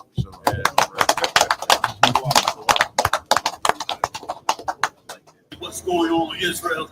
Commander General Yohana, ISUBK, doing it like we do. I can't stop, and I ain't gonna use no baby oil. We're gonna do it right, you know, right? Okay, we're gonna keep it righteous, but we're gonna keep pushing this truth to save brothers and sisters' life. So I'm on today to tell you about the Midwest Fire Weekend. Now, brothers out of Chicago and whole Midwest, Detroit, Kentucky, who else they got? Indianapolis. I mean, there's a ton of cities in that Midwest. Forgive me if I missed those cities. And all those brothers are going to come together for the Midwest Fire Weekend. And what's going to happen in the Midwest Fire Weekend? It's the biggest and best, one of the biggest and best opportunities for you to get a close-up look at your brothers teaching this truth. A lot of you brothers are out there, been studying, you joining the knowledge, you ready to go, you know you got to hit that street eventually, you getting your crew together, y'all working on these scriptures, but this is what I want you to understand. I want you to take a moment and come through the ISUBK so you can wash all them lies that they've been telling you about before you get here. You're going to have to do that for yourself so you don't get played out there. So this week, that weekend, July 31st to August 3rd, I got General Muhammad here. All of you seen his class. Nobody matches it. He's bad to the bone with the knowledge of the truth. I got Cat McCard with me right here. Another bad cat runs the Hebrew Academy. You see all of them tapes all over the internet, busting millions of views right now, killing the game. You understand? I got brothers coming through to do expungement. Got so much freely to every brother to show you that the greatest weapon he ever had that was given to us from Christ was a real brotherhood. Midwest Fire Weekend, I don't care where you at in the country, take a moment, get in them wheels, hop on that plane, July 31st to August 3rd, go on one of our websites, pull up the hotel, come on out there, bring your crew, you all right. I know a lot of y'all be thinking we too militant, we too hard. Brother, we've been fighting for this truth since 1969. We gonna be hard. But it don't mean you in any danger. We need each other now. You need to not just be out there on your own. Everything that Trump is doing and America's doing, we need to bring the body together. So come on down. I'm doing my lecture. I don't do that many lectures, but I'm doing the lecture this year. A couple of them actually. And one of them will be during that weekend, and we'll be talking about everything Trump and them's doing. The third world sport with Iran, Saudi Arabia, the Israelis, they still over there shooting. They just hit a air base in Jordan. They killed 3 soldiers, wounded 34 others. Both sides are arming up like crazy. Ain't nothing stopped. They had a little ceasefire, but they arming up like crazy. Now China is bringing a new jet. What's the name of that jet? J-10C. The J-10C. This is a super duper high power jet. It's a jet made to compete with the F-16 and the F-32 it is? The F-35. So that's they top. They bring in their top dogs into the theater. But here's what the Chinese got. Their jet can put 12 missiles on the bottom of the jet that are hypersonic missiles. These missiles can't get shot down. Wherever they fire at, they move so fast any defense system cannot take it. All this is the Lord's doing. At the same time, Donald Trump is trying to lock up all of our Latino brothers. He thinks he can turn our country, this country we built, into China, where he have our Latino brothers doing all the manufacturing. The boy is psycho. Now we in the end.